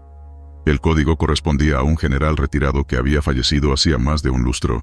Nadie, absolutamente nadie, tenía autorización para reactivar ese canal. El operador, confundido, atendió. La voz al otro lado fue firme, reconocible al instante. Era el general. Misma entonación, mismo ritmo. Dio una orden clara y concisa. Movilizar una unidad al sector 39, una zona boscosa fuera del perímetro habitual. No explicó motivos ni situación de amenaza. Solo dijo: actúen con rapidez. No cuestionen. Hay vidas en riesgo. El operador titubeó, luego siguió el protocolo. Registró la orden en el libro de incidencias y notificó al oficial en turno, quien, tras escuchar la grabación, palideció. Él también conocía esa voz. Para evitar retrasos, se contactó a una unidad de 7 elementos que estaba en descanso activo y se les asignó el desplazamiento inmediato hacia el punto marcado. Los soldados salieron en 2 vehículos ligeros por una carretera secundaria. El trayecto era oscuro, sin señal, envuelto en neblina, a pesar de la temporada. En el camino, comenzaron a escuchar interferencias por radio, como si alguien intentara comunicarse. Las voces eran apagadas, interrumpidas, pero entre las palabras sueltas, distinguieron frases como «vuelta atrás» y «no es una misión». Uno de los soldados grabó parte del audio con su teléfono. Al reproducirlo más tarde en la base, descubrieron algo inquietante. Las voces eran las mismas de compañeros fallecidos en años anteriores, en misiones mal cerradas. Uno de ellos reconoció incluso la voz de un amigo que había muerto en un accidente de emboscada. Las frases no eran advertencias, eran lamentos. A unos kilómetros de su destino, el camino se volvió más estrecho. La camioneta de adelante frenó de golpe. En medio del camino, había una figura parada, con el uniforme militar completo. No se movía, no respondía. Su rostro no era visible bajo la gorra baja, pero los reflejos metálicos del uniforme lo hacían inconfundible. Era el general. Ambos vehículos descendieron las luces y se detuvieron. Uno de los soldados se bajó para acercarse. Caminó unos pasos, pero al llegar al punto donde estaba la figura, ya no había nadie, solo silencio. Al volver al vehículo, lo hizo temblando, sin decir palabra. Dijo luego que cuando lo tuvo cerca, la figura no respiraba. Era como una estatua, pero sentía una presión en el pecho, como si lo estuvieran evaluando. Minutos después, retomaron el trayecto, aunque nadie dijo una palabra. Los árboles parecían más densos y se inclinaban hacia la carretera, como si los vigilaran. El aire se volvió más denso. Uno de los soldados encendió una linterna que, sin motivo, empezó a fallar y parpadear. Luego, el vehículo de atrás perdió el control y se salió del camino, cayendo en una zanja. Hubo gritos, movimiento, llamados por radio. No funcionaba. Ni los radios, ni los teléfonos. Como si el entorno absorbiera la señal. Algunos bajaron para asistir al vehículo caído. Nadie estaba herido de gravedad, pero el conductor aseguraba haber visto algo cruzar frente a él. Era como una sombra, con una insignia. No tenía rostro, pero sabía que era él. Las palabras fueron ignoradas, se le atribuyó al susto. Decidieron regresar. Habían llegado al punto indicado en la llamada, pero no había señal de peligro ni estructura alguna. Solo maleza, humedad y un aire viciado. En el camino de vuelta, la niebla se cerró completamente. Uno de los soldados, sin explicación, comenzó a murmurar algo. Le temblaban las manos. Repetía una frase: «Sargento Salazar, no debimos venir». Nadie conocía a ese nombre. Más tarde se descubrió que ese sargento había muerto en esa misma región hacía muchos años, en un operativo fallido y olvidado por la mayoría. Cuando lograron llegar de nuevo a la base, fueron recibidos por personal médico. Uno de ellos vomitó sangre. Otro tenía fiebre sin causa. Todos, sin excepción, mostraban signos de deshidratación pese a tener provisiones intactas. El operador de radio fue interrogado. Juró que la llamada había quedado registrada, pero al revisar el sistema, no había rastros, ni grabación, ni señal, ni rastro de la frecuencia utilizada. Una revisión más profunda en la bitácora física mostró que la escritura del operador aparecía en una hoja rasgada y vieja, con tinta desvanecida. No coincidía con la hoja donde debía estar el registro. Era como si se hubiera escrito sobre papel de hace años. Los peritos dijeron que la hoja no pertenecía al cuaderno actual. Se intentó desmentir el hecho, atribuyéndolo a confusión o sabotaje. Pero esa misma noche, el operador desapareció. Nunca más se supo de él. Su casillero fue abierto, y dentro había una nota escrita a mano que decía: «Él sigue dando órdenes, y las vamos a seguir cumpliendo». El centro de transmisiones fue clausurado una semana después. Las instalaciones fueron trasladadas a otro estado. La zona fue desactivada oficialmente por reordenamiento estratégico. Pero entre los soldados, se sigue contando la historia. Dicen que si dejas encendida la radio entre 2 y 3 de la madrugada, a veces se escucha la voz del general. No pide refuerzos, no da advertencias, solo nombra apellidos, algunos vivos, otros ya muertos, y siempre termina con la misma frase: «Es hora de cumplir». Muchos juran no haberlo escuchado nunca. Otros prefieren no hablar del tema. Pero entre transmisiones y ruidos sin explicación, hay quien afirma que una orden no se anula solo porque quien la dio ya no esté vivo. Las órdenes siguen, la voz también, y la obediencia no siempre viene de los vivos. Lámpara que solo alumbra hacia atrás. Torre de vigilancia, San Luis Potosí. La torre de vigilancia de ese puesto era sencilla, construida con madera reforzada, y elevándose lo justo para tener una buena vista del perímetro. Había sido instalada como parte de un refuerzo temporal en una zona rural, donde se habían reportado movimientos sospechosos de madrugada. La lámpara en cuestión era una linterna táctica común, con buen alcance. Fue asignada a uno de los soldados para su turno de noche. La anomalía empezó un martes, cerca de la medianoche. Al realizar su primer barrido visual, el soldado notó que al dirigir la lámpara al frente, la luz no iluminaba. Pero cuando giraba el cuerpo, o movía el brazo, podía ver perfectamente el haz reflejado en el entorno a su espalda. Pensó que se trataba de una falla técnica, y reportó el problema.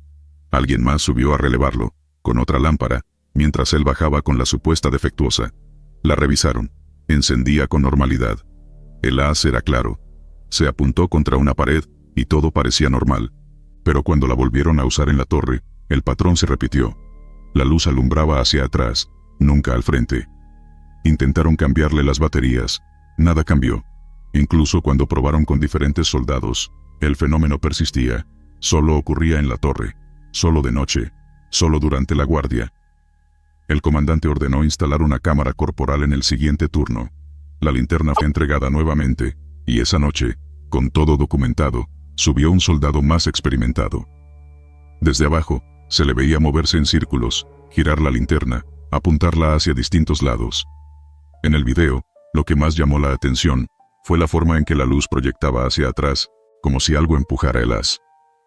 Pero lo más perturbador vino al revisar el metraje con más detalle.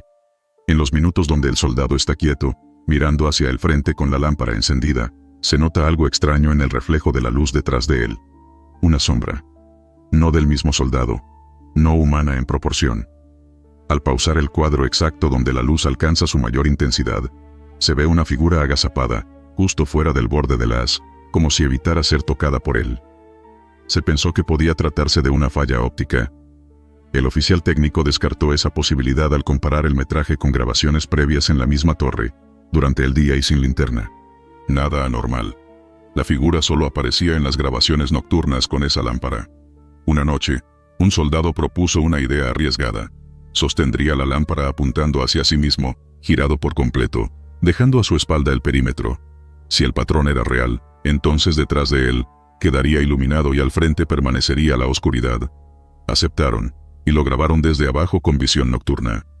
En la grabación, cuando se gira con la lámpara apuntando hacia el pecho, el perímetro tras él se enciende con claridad, y en ese momento exacto, justo en el borde del marco, se ve algo moviéndose rápidamente fuera del alcance. No parecía animal, no era humano, la forma no tenía simetría. Se selló la torre por un día. Se subió durante el día a revisar la estructura. Todo estaba en orden, no había nidos, ni rastros de fauna. Solo una pequeña marca en el piso de madera, casi circular, con la superficie hundida como si algo muy pesado se hubiera posado allí repetidamente. El soldado que propuso el experimento se ofreció a dormir en la torre durante su descanso, sin lámpara. Lo convencieron de llevar un transmisor y mantener contacto por radio. Subió cerca de las 11. A las 12 en punto, se cortó la comunicación. Se armó un grupo de rescate, subieron armados. Lo encontraron tirado en la esquina, aún respirando, pero con los ojos abiertos en blanco y el cuerpo en posición fetal. La radio estaba a su lado, aplastada. Lo bajaron y fue llevado al puesto médico. No hablaba. No respondía a estímulos. Horas después, ya más calmado, escribió con dificultad en un cuaderno. No era una sombra. No era mía. Se agachaba al mismo ritmo que yo. Me respiró al oído. Esa fue la última vez que alguien hizo guardia en esa torre. Se retiró la linterna. Se almacenó en una caja sellada, marcada como evidencia no explicada. Tiempo después, al revisar grabaciones de años anteriores, notaron un patrón que hasta ese momento nadie había visto. Desde cierto ángulo, en noches muy nubladas, la cámara de vigilancia fija apuntando hacia la torre captaba una figura muy pálida dentro de ella, solo visible por segundos, sin forma clara. Aparecía entre las 12 y la 1 de la madrugada, siempre en la misma posición. Cuando se compartieron los hallazgos con otros destacamentos, uno de los antiguos soldados que había servido en ese mismo punto, reconoció el fenómeno. Años atrás, dijo, se hablaba de una presencia en la torre, pero se atribuía a leyendas. Un vigilante había desaparecido sin dejar rastro. Solo encontraron su linterna tirada, encendida, apuntando hacia el bosque, pero iluminando la pared interna de la torre. El archivo se cerró sin resolución. La torre fue desmontada. El espacio donde estuvo permanece vacío, pero algunos que patrullan esa zona aseguran que al pasar cerca, la vegetación parece más oscura, como si algo allí absorbiera la luz, en lugar de reflejarla. Nunca se encontró explicación técnica. Nunca volvió a usarse esa lámpara. Pero durante las noches sin luna, algunos aún juran ver un leve resplandor entre los árboles, iluminando hacia el lugar equivocado. Nombres en el muro. Alojamiento militar, Tamaulipas. Durante las primeras semanas, nadie prestó mucha atención. La pared había sido recién pintada tras una pequeña renovación en el alojamiento. Era una de esas paredes sin nada importante, justo al fondo del pasillo que conectaba los dormitorios con el comedor. Blanca, lisa, sin adornos ni grietas. A simple vista, no había razón para mirarla dos veces. Fue un soldado de guardia nocturna el primero en notarlo. Al regresar por el pasillo, tras ir al sanitario, vio un trazo oscuro, vertical y sucio, como si alguien hubiese frotado un dedo lleno de barro. Pensó que alguien había pasado con los guantes embarrados, y no le dio importancia. Al día siguiente, esa línea tenía forma. Se había formado una letra. Luego otra. Y otra más. Para la tercera noche, ya era evidente que se trataba de un nombre completo. Un apellido, en letra cursiva, inclinada hacia la derecha, perfectamente delineada con lo que parecía tierra húmeda. Hernández. Nadie en el alojamiento con ese apellido. Pero había registro de un soldado con ese nombre que había fallecido en un enfrentamiento al norte del país hacía ya casi 5 años. El capitán ordenó limpiarlo. Un soldado raspó con un estropajo húmedo hasta que la pared volvió a verse blanca. Al día siguiente, apareció otro nombre. Lozano. También muerto. También de otro batallón. Algunos comenzaron a murmurar. Se hablaba de coincidencia, de bromas de mal gusto, de alguien con un marcador disfrazando su tinta. Se revisaron cámaras. Nadie se acercó a la pared en toda la madrugada. Conforme avanzaron los días, los nombres comenzaron a multiplicarse. Cada mañana, al encender las luces, los soldados encontraban 3, 4, hasta 5 nombres nuevos, todos con la misma textura oscura y húmeda. Uno de los soldados metió el dedo sobre una de las palabras. Era tierra, sí, pero tenía un olor metálico, como óxido o sangre vieja. El oficial de comunicaciones comenzó a comparar los nombres con registros antiguos. Todos coincidían con soldados fallecidos, la mayoría en operaciones relacionadas con la frontera. Ninguno había pisado ese alojamiento. Ninguno tenía vínculo directo con el escuadrón actual. El miedo empezó a palparse cuando apareció un nombre conocido. Silva. Uno de los actuales, aún en servicio. Vivo. Aún durmiendo 2 habitaciones más allá de la pared. Fue el mismo Silva quien lo vio primero. Se quedó parado en seco, frente al muro, sin decir nada. Luego caminó hasta la oficina del sargento y pidió permiso para regresar a casa por una semana. No dio explicación. Nadie se la pidió. Al día siguiente, en una operación nocturna, Silva pisó una mina artesanal. Murió antes de que lo pudieran evacuar. La noticia llegó rápido. Y con ella, el pánico. La pared no solo traía nombres del pasado. Ahora anticipaba la muerte. Se intentó cubrirla con un mueble de archivo. Luego con una lona. Después con una capa de pintura más gruesa. No funcionó. La tierra parecía atravesar cualquier obstáculo, como si se filtrara desde adentro. En una ocasión, se encontró el nombre escrito incluso por dentro de la tapa del mueble. Como si la mano invisible supiera dónde estaba el objetivo. El soldado que hacía el aseo pidió cambio de área. Otro se negó a pasar por ese pasillo solo. El comedor, que estaba al final, empezó a ser evitado por todos. Comer se volvió una actividad rápida y en silencio.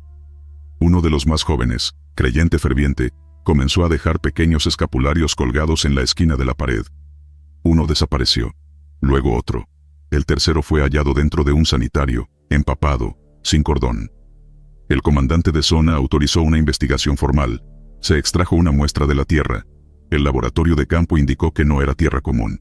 Contenía fragmentos orgánicos. Pelo, fibras humanas, restos de carbón vegetal. Como si viniera de un terreno de entierro. O algo peor. Pero no había explicación de cómo aparecía, ni de dónde se originaba. La noche en que comenzaron los gritos, ya nadie dudaba que lo que pasaba era real. Un cabo reportó haber escuchado su nombre susurrado desde el muro. Luego otro. Luego más. Una madrugada, un vigilante juró haber visto una figura oscura pasar por el pasillo sin dejar sombra ni ruido, solo humedad donde pisaba. Uno de los sargentos, más escéptico, decidió hacer guardia justo frente a la pared, para probar que todo era una histeria colectiva. Colocó su silla a menos de 1 metro, armado, sin cerrar los ojos. Nadie lo vio dormirse. Pero cuando lo encontraron por la mañana, seguía sentado, con los ojos abiertos, boca entreabierta, sin hablar. Solo repetía una palabra. Todos. Lo trasladaron al hospital militar. No recuperó la conciencia. La última palabra que pronunció, antes de entrar en coma, fue un apellido. Juárez. Ese mismo día, Juárez apareció en la pared. Intentaron trasladar al resto de los soldados a otro punto. La logística tardó 2 días. En ese tiempo, 4 nuevos nombres se escribieron, todos pertenecientes al grupo que aún dormía allí. Las últimas noches fueron vigiladas por cámaras infrarrojas, micrófonos, sensores. Nada captó movimiento. Ninguna imagen mostró una mano escribiendo. Solo el lento e inevitable surgimiento de cada trazo, letra por letra, como si se formaran desde adentro del muro, desde su carne. El día que se cerró el alojamiento, alguien, nadie sabe quién, pintó con aerosol negro una frase sobre la pared, justo sobre los últimos nombres escritos. No los olviden, porque ellos no olvidan. Nadie volvió a ese edificio.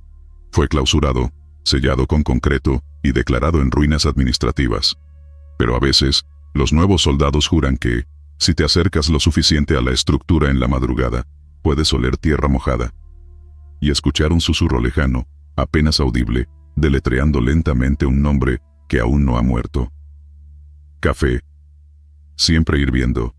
Comedor de campaña, Tabasco. Todo comenzó con una observación trivial. La cafetera industrial colocada en la esquina del comedor Seguía echando vapor aun cuando estaba desconectada. Era una unidad común, desgastada por el tiempo, de esas que uno encuentra en cualquier instalación militar improvisada, pero algo en ella no cuadraba. El comandante de cocina juraba haberla desenchufado al terminar el turno nocturno. Sin embargo, al llegar el primer grupo de soldados al amanecer, la cafetera ya tenía líquido caliente, espeso, humeante. No se trataba de agua con café, nadie lo preparaba. Nadie echaba granos, ni rellenaba el depósito. Pero ahí estaba, cada día, con su contenido burbujeante. Al principio, lo tomaron como una anomalía sin importancia. Era Tabasco, hacía calor, y la humedad podía jugar con la percepción. Pero bastó que uno de los soldados, un cabo de servicio, bebiera del líquido oscuro, para que la historia tomara otro rumbo. Horas después, el cabo sufrió una crisis nerviosa. Se levantó de golpe durante su descanso, y empezó a gritar que su cuerpo estaba atrapado entre láminas retorcidas de metal. Dijo haber sentido el calor de un motor incendiado sobre su cara. Le costaba respirar. Lo sujetaron entre varios mientras chillaban nombres de compañeros que aún no habían muerto. A la mañana siguiente, el cabo no acudió al desayuno. Una patrulla lo encontró más tarde junto a un vehículo volteado en una zanja. Nadie supo cómo llegó hasta allá. El motor seguía encendido, y parte de la estructura se había deformado por un cortocircuito. Las marcas de quemadura coincidían con lo que había descrito en su ataque de pánico. Después de eso, la cafetera fue objeto de bromas nerviosas. Nadie se acercaba a ella, pero aparecía llena sin falta. Un sargento la desmontó por completo y revisó el cableado. Incluso la sumergieron en agua con sal para asegurarse de que no hubiera batería oculta o trampa de algún bromista. Nada. Aún así, la cafetera volvió a aparecer conectada por la mañana siguiente, y nuevamente con el líquido oscuro a punto de hervir. El comandante de cocina decidió prohibir su uso. Cubrieron la máquina con una bolsa negra, la amarraron con cinta y la colocaron en una bodega bajo llave. 2 días después, la cafetera apareció en su sitio original. La cinta seguía pegada, pero derretida. Nadie confesó haberla movido. Ni siquiera había señales de acceso forzado a la bodega. Fue entonces cuando la empezaron a tomar en serio. Un teniente decidió documentar el fenómeno con fotografías y video. Dejó una cámara apuntando toda la noche. Al revisar la grabación, no se captó movimiento alguno. Sin embargo, justo a las 4 de la madrugada, la imagen se distorsionó por 5 segundos, y cuando volvió a enfocarse, la cafetera ya tenía vapor saliendo del pitorro. No hubo transición, solo el antes y el después. Los sueños comenzaron poco después. Al principio, 1 o 2 soldados hablaban entre murmullos de visiones extrañas. Pesadillas recurrentes. La mayoría decía ver una misma imagen. Un pasillo largo, blanco, sin ventanas, con un reloj detenido al fondo marcando la misma hora, 3:14. Luego, una figura traslúcida que los observaba desde la puerta del comedor. En todos los sueños, antes de despertar, se escuchaba hervir agua. Uno de los cocineros, un muchacho callado, admitió haber tomado del café prohibido. Solo una vez, por curiosidad. Contó que, esa noche, soñó con su madre llorando en un ataúd blanco, con una fecha escrita sobre su frente. 4 días después, recibió la noticia del fallecimiento de su madre por un infarto repentino. La familia confirmó que había comprado el ataúd 2 días antes, blanco, por deseo expreso de ella. Otros lo siguieron. Algunos bebían por reto, otros por desesperación, como si la bebida ofreciera una verdad incómoda, pero inevitable. Uno de ellos dijo haber visto cómo caía desde una torre, otro se soñó dentro de una ambulancia volteada, gritando sin lengua. Cada muerte vista en los sueños terminó ocurriendo. Los tiempos variaban, pero las coincidencias eran imposibles de ignorar. Algunos empezaron a registrar los testimonios. Se creó una pequeña bitácora informal donde se anotaban las visiones. Un soldado incluso tatuó la fecha de su sueño en el brazo, convencido de que no podría cambiar el destino, pero sí enfrentarla con dignidad. Murió el mismo día en un operativo de rutina, al pisar una mina artesanal. Un oficial superior ordenó finalmente destruir la cafetera, la llevaron fuera del campamento, la aplastaron con una camioneta, y luego la lanzaron a una fosa con cal. No quedó nada reconocible. Los soldados sintieron un alivio temporal, incluso rieron esa noche, como si hubieran derrotado algo. Pero el día siguiente, antes del desayuno, una cafetera idéntica apareció en la mesa. Nadie la trajo, nadie la reconocía, pero su silueta era exactamente la misma, hasta el rayón junto a la manija. Dentro, nuevamente, el líquido oscuro hervía. Esta vez, no salía vapor, pero el olor era más fuerte, más denso, como a madera húmeda y metal oxidado. Uno de los encargados del comedor aseguró que nunca había visto una cafetera igual. Juró por su vida que no la trajo nadie. Esa noche, abandonó el campamento sin pedir permiso. Lo encontraron días después en un poblado cercano, diciendo incoherencias. Se había arrancado 2 uñas, y se negaba a tomar agua. Todo sabe a café, repetía. El comandante en jefe pidió evacuar temporalmente el campamento. Se hizo una revisión total del área. Se trajeron expertos en electricidad, psicólogos militares, incluso se rumoreó que alguien del clero había sido consultado en secreto.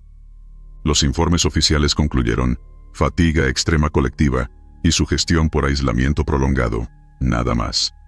Pero los que vivieron ahí, los que respiraron ese aire y escucharon ese burbujeo sin fuente, no lo olvidaron. Algunos dicen que el café sigue hirviendo en las madrugadas, aunque no haya nadie para beberlo. Que la cafetera sigue apareciendo donde menos se espera, en puestos nuevos, en campamentos improvisados.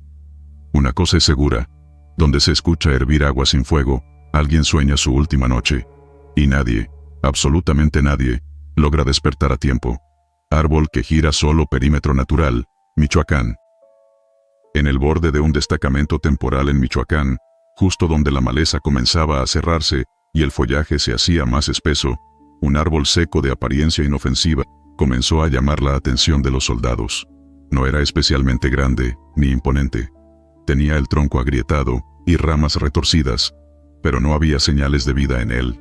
Sin hojas, sin savia, sin nidos. Un árbol muerto más. Eso pensaban todos al principio. Fue durante una rutina de patrullaje, cuando uno de los soldados notó que el árbol tenía una marca que no estaba antes. Una raya en diagonal tallada con cuchillo. No era inusual marcar referencias para no perderse, así que no le dieron importancia.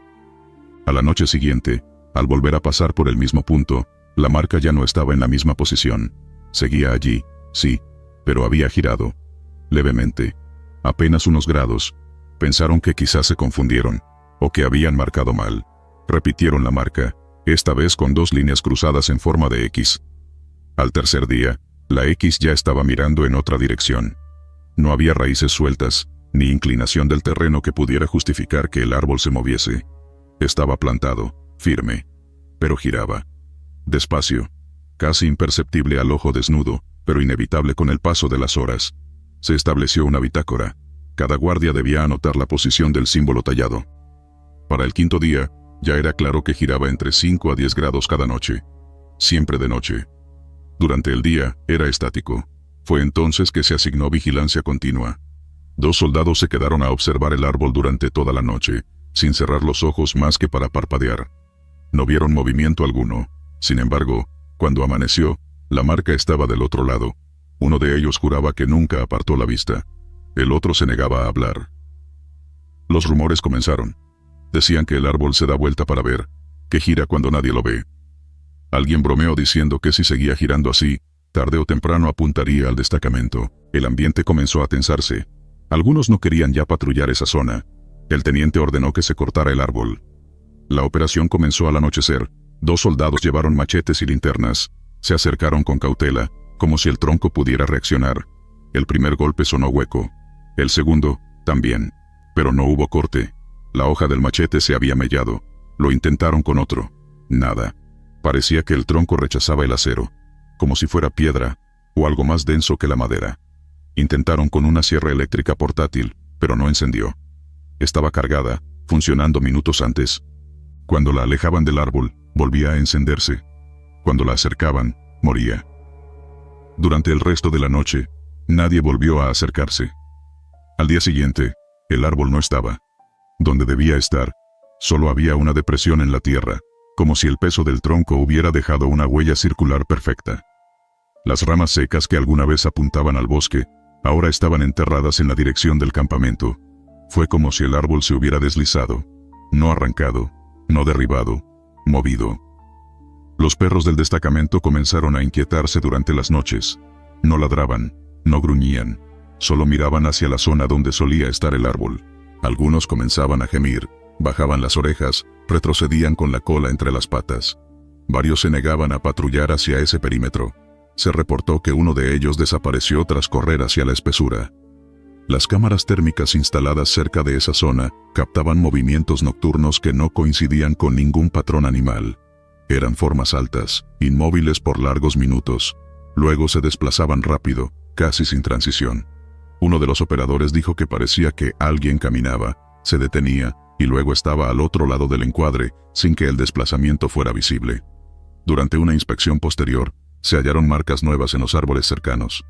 Pero no eran humanas, no eran cortes. Parecían símbolos tallados con fuego. Quemaduras limpias, profundas, formando líneas curvas como espirales o garras. Nadie pudo explicar cómo un árbol seco y muerto podía girar y moverse, o por qué parecía mirar. Una noche, un grupo escuchó un crujido fuerte desde esa misma dirección, un estallido seco, como madera partiéndose. Al día siguiente, uno de los árboles cercanos apareció completamente torcido, como si algo lo hubiera rodeado con fuerza y lo hubiera doblado hasta casi romperlo. Después de eso, se empezaron a reportar sueños. No pesadillas exactamente, pero sueños repetidos donde los soldados veían un campo lleno de árboles secos, todos girando lentamente hacia ellos. En algunos de esos sueños, uno de los árboles se detenía, apuntando con precisión hacia quien soñaba. La sensación común era la de estar siendo observado, vigilado, medido, como si el árbol supiera algo que ellos no. Un soldado pidió ser transferido. Dijo que ya no podía dormir sin sentir la corteza en su nuca.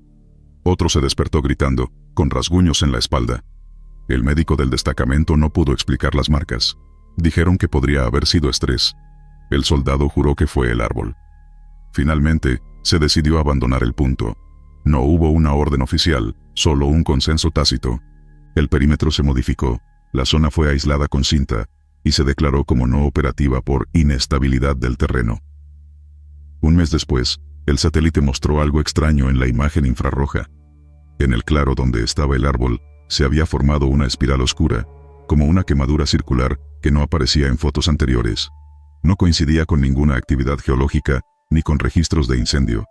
La imagen fue enviada al archivo, y la carpeta del incidente fue sellada. Pero en la hoja de reporte, a mano, alguien escribió una sola frase en tinta roja. Sigue girando. Caja de municiones que chilla Polvorín, Jalisco. Lo primero que nos dijeron al llegar fue que no nos acercáramos a la caja marcada con pintura roja, la que estaba contra la esquina más oscura del Polvorín.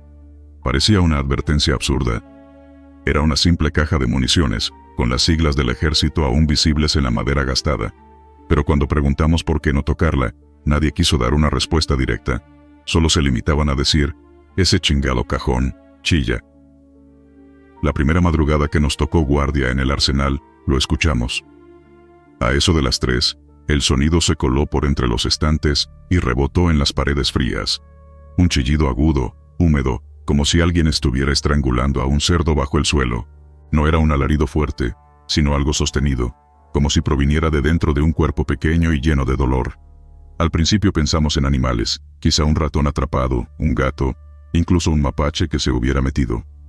Pero cada mañana hacíamos revisión. No había excremento, ni huellas, ni nada que indicara la entrada de roedores. El polvorín estaba sellado, con doble cerradura y vigilancia continua. Aún así, el chillido continuaba. Siempre a la misma hora. Siempre desde el mismo rincón. Una noche, uno de los nuevos, un sargento escéptico, decidió grabar el sonido. Dejó su celular apoyado contra el casillero más cercano, y se marchó. Al día siguiente, reproducimos la grabación. El chillido estaba ahí. Pero no solo eso. En el minuto exacto en que el sonido empezaba, se escuchaba también una respiración entrecortada, como si alguien llorara. Alguien que no estaba ahí. A raíz de eso, el comandante ordenó abrir la caja. Estaba sellada con clavos oxidados y una capa de barniz antiguo que olía a humedad. No había manera de abrirla sin herramientas, así que se autorizó el uso de una palanca. Tardaron más de 1 hora en desprender la tapa. Dentro no había lo esperado. Ni granadas, ni cartuchos sueltos, ni documentos. Lo único que vimos fue una serie de balas alineadas meticulosamente. Estaban colocadas de forma tan precisa que resultaba inquietante. Formaban una cruz, pero al revés, con la base más larga hacia arriba. Y lo peor no fue la forma. Cada una de las balas estaba marcada con una muesca, como si alguien las hubiera mordido. Uno de los especialistas sugirió que las habían manipulado. Otro propuso que algún bromista las había colocado así, pero nadie podía explicar cómo se mantenía ese orden, si nadie podía abrir la caja sin romper el sellado. Y todos jurábamos que no había forma de que alguien se hubiera colado. Había cámaras, guardias, relevos puntuales. A partir de entonces, las cosas comenzaron a cambiar. Primero, desaparecieron 2 perros de rastreo. Dormían cerca del arsenal, como parte del protocolo. A la mañana siguiente, sus correas estaban intactas, pero de ellos no quedaba rastro, ni sangre, ni huellas. Simplemente dejaron de estar. Después, algunos soldados comenzaron a soñar con el chillido. No con el sonido en sí, sino con su origen. Soñaban con un niño encerrado en un cajón, rascando con uñas diminutas desde dentro. Despertaban con marcas en las manos. Uno incluso se despertó con las uñas cubiertas de astillas. Otros reportaron sombras, manchas fugaces que se desplazaban por los pasillos del almacén cuando el foco parpadeaba. Un operador de seguridad renunció tras asegurar que, una noche, vio un rostro pegado al vidrio de la puerta del polvorín. No era un rostro humano, dijo. Era blanco, sin ojos. Solo tenía una boca abierta en forma de lamento. El comandante, desesperado por recuperar el control, decidió desechar la caja. Ordenó que se llevara a un vertedero fuera del cuartel. Durante el traslado, el camión que la transportaba se volcó sin razón aparente. El conductor declaró que algo le habló desde el asiento trasero. Algo que no podía ver pero que respiraba detrás de su oreja. La caja fue encontrada intacta, no un solo rasguño. Solo estaba ahí, como si hubiera elegido caer. A partir de ese día, nadie más quiso tocarla. Se selló de nuevo y se emparedó dentro del almacén. Literalmente, levantaron un muro de bloques alrededor de ella y lo cubrieron con concreto, como si eso bastara. Pero el chillido continuó, ahora más bajo, más profundo, como si viniera desde dentro de las paredes mismas. Un día, un grupo de reclutas fue asignado a limpieza. Uno de ellos, curioso, apoyó su oreja contra el muro recién levantado. Lo que escuchó lo hizo caer de espaldas. No quiso hablar durante 2 días. Cuando finalmente lo hizo, solo dijo, estaba rezando, pero al revés. A la semana siguiente, comenzaron los problemas eléctricos. Se fundían los focos del polvorín sin motivo. Los sensores de movimiento se activaban solos. Una cámara captó una silueta que cruzaba flotando de un extremo a otro, con los brazos colgando hacia atrás, como si estuviera suspendida. La grabación fue enviada a la superioridad, pero nadie quiso hacerse responsable. Una noche, uno de los soldados encargados de la vigilancia se pegó un tiro dentro del almacén. En la nota que dejó, solo escribió una frase, ya no se calla. El acceso al polvorín fue clausurado, nadie entra, nadie se acerca, ni siquiera los oficiales superiores. El sitio está bajo resguardo, pero sin explicación oficial. Hay quienes aseguran que ya no se trata solo de la caja, que algo más quedó encerrado con ella. Algo que se alimenta del silencio forzado, de la ignorancia impuesta. Algunos veteranos de la zona dicen que hace décadas, durante una operación encubierta, se requisó armamento de un grupo sectario que operaba cerca de los límites del Estado. Nunca se dijo qué tipo de grupo era, pero se hablaba de rituales con sangre de animales, cruces invertidas y oraciones deformadas. Se rumora que esa caja fue confiscada durante ese operativo, y que nadie la abrió en su momento porque se consideraba contaminada. Nada de eso está en archivos oficiales. Pero hay un dato que todos repiten. Cada madrugada, a la misma hora exacta, aún se oye el chillido. Y ahora, ya no parece de un cerdo. Ahora suena más humano. Sombra en la foto aérea. Zona militar, Campeche. Todo comenzó con un vuelo de reconocimiento ordinario. El dron no tripulado, como cada tarde, sobrevoló la pista del helipuerto en Campeche. Las imágenes satelitales eran revisadas por el personal de inteligencia visual, que buscaba cambios en la vegetación, grietas en la pista o actividad no autorizada. Nada fuera de lo común. Hasta que uno de los operadores pausó la grabación. Había una figura, una silueta humana, de pie, al borde de la pista. No tenía sombra proyectada, a pesar del ángulo solar, y estaba justo en medio de una zona donde, según bitácora, no debía haber nadie. Pensaron en una falla del lente. Al aumentar el zoom, la silueta se mantuvo definida, sin pixelación ni errores evidentes. No se movía. Mandaron a una unidad a revisar el área.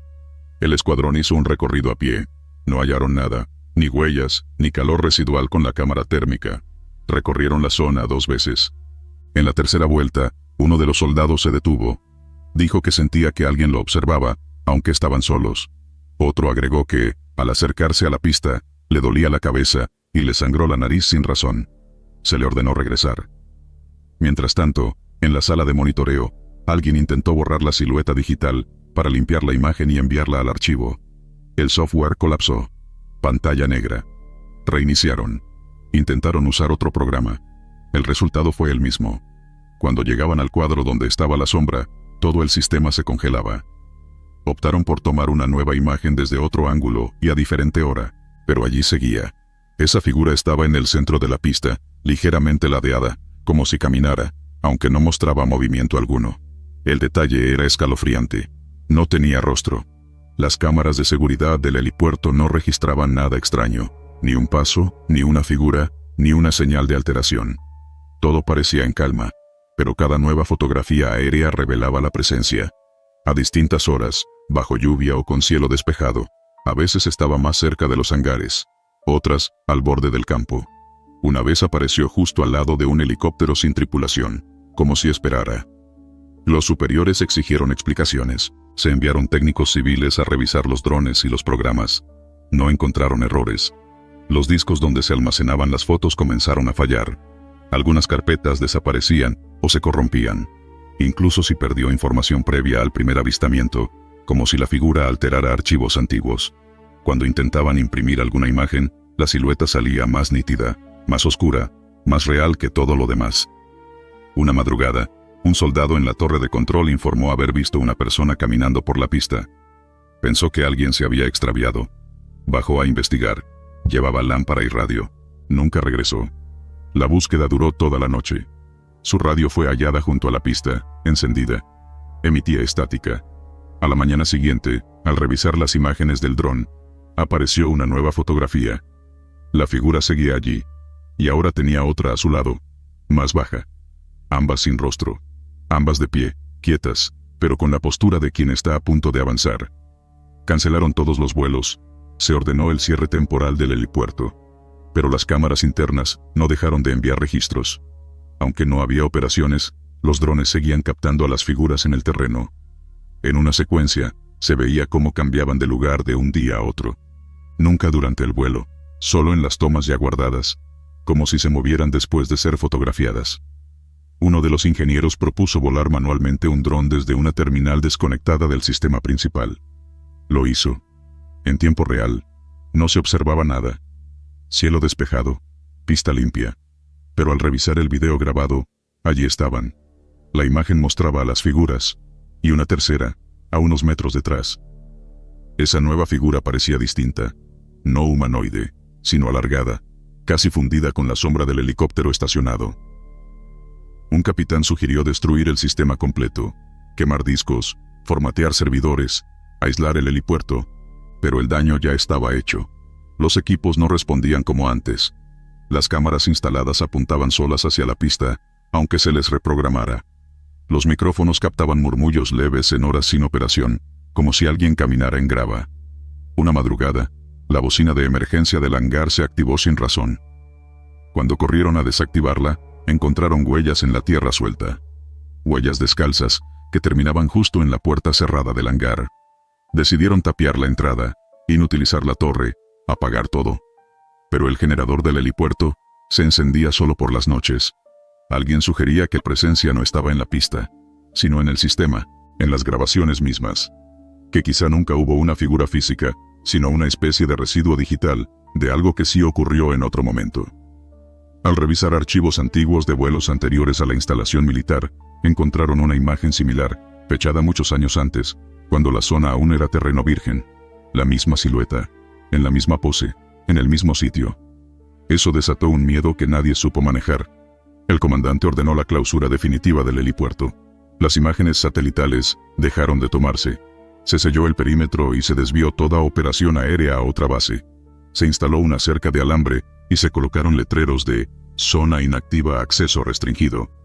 Sin embargo, semanas después, desde un satélite comercial, alguien publicó una imagen en redes. Sin saberlo, había captado el mismo terreno. y allí estaba la figura. De pie, sola, justo en medio de la pista abandonada. Pero esta vez, estaba mirando hacia arriba, directo al lente, directo a quien tomaba la foto. Y al acercar la imagen con un filtro de contraste, se notaba una leve sonrisa. Voz dentro del casco. Centro de Adiestramiento Puebla. El primer aviso fue una risa leve, no se escuchó afuera, solo dentro del casco.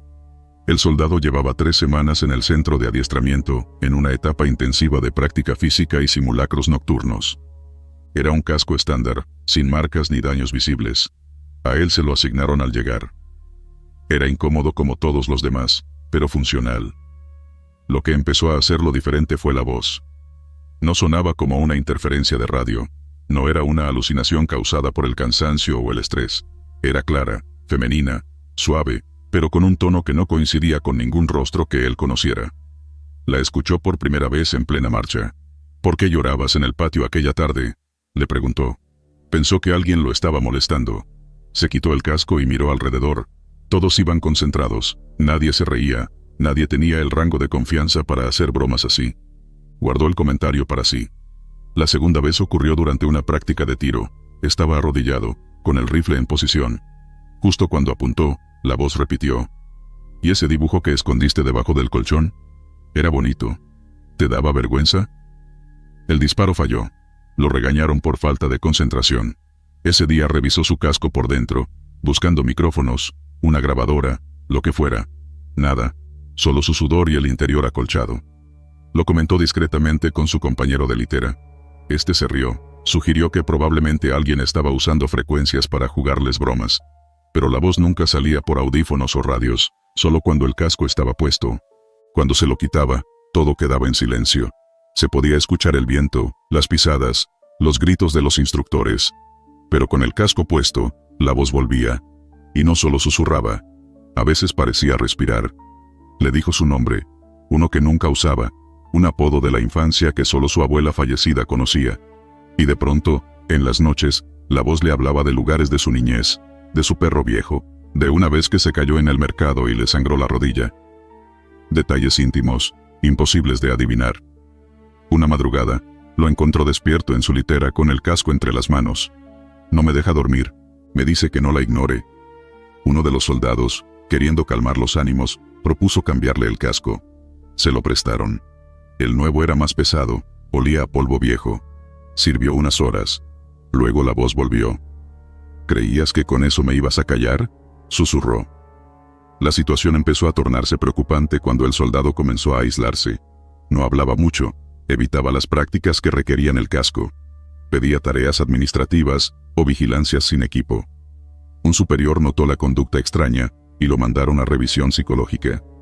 Los exámenes no mostraron alteraciones. No estaba delirando. No había lesiones. Dormía mal, pero dentro de lo esperado por el entrenamiento.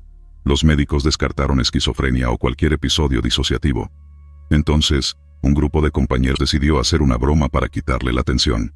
Usaron agua bendita robada de la iglesia del pueblo más cercano, y con risas, sumergieron el casco en un balde durante la tarde. La dejaron secar colgado sobre una cuerda. Nadie se acercó más hasta la mañana siguiente.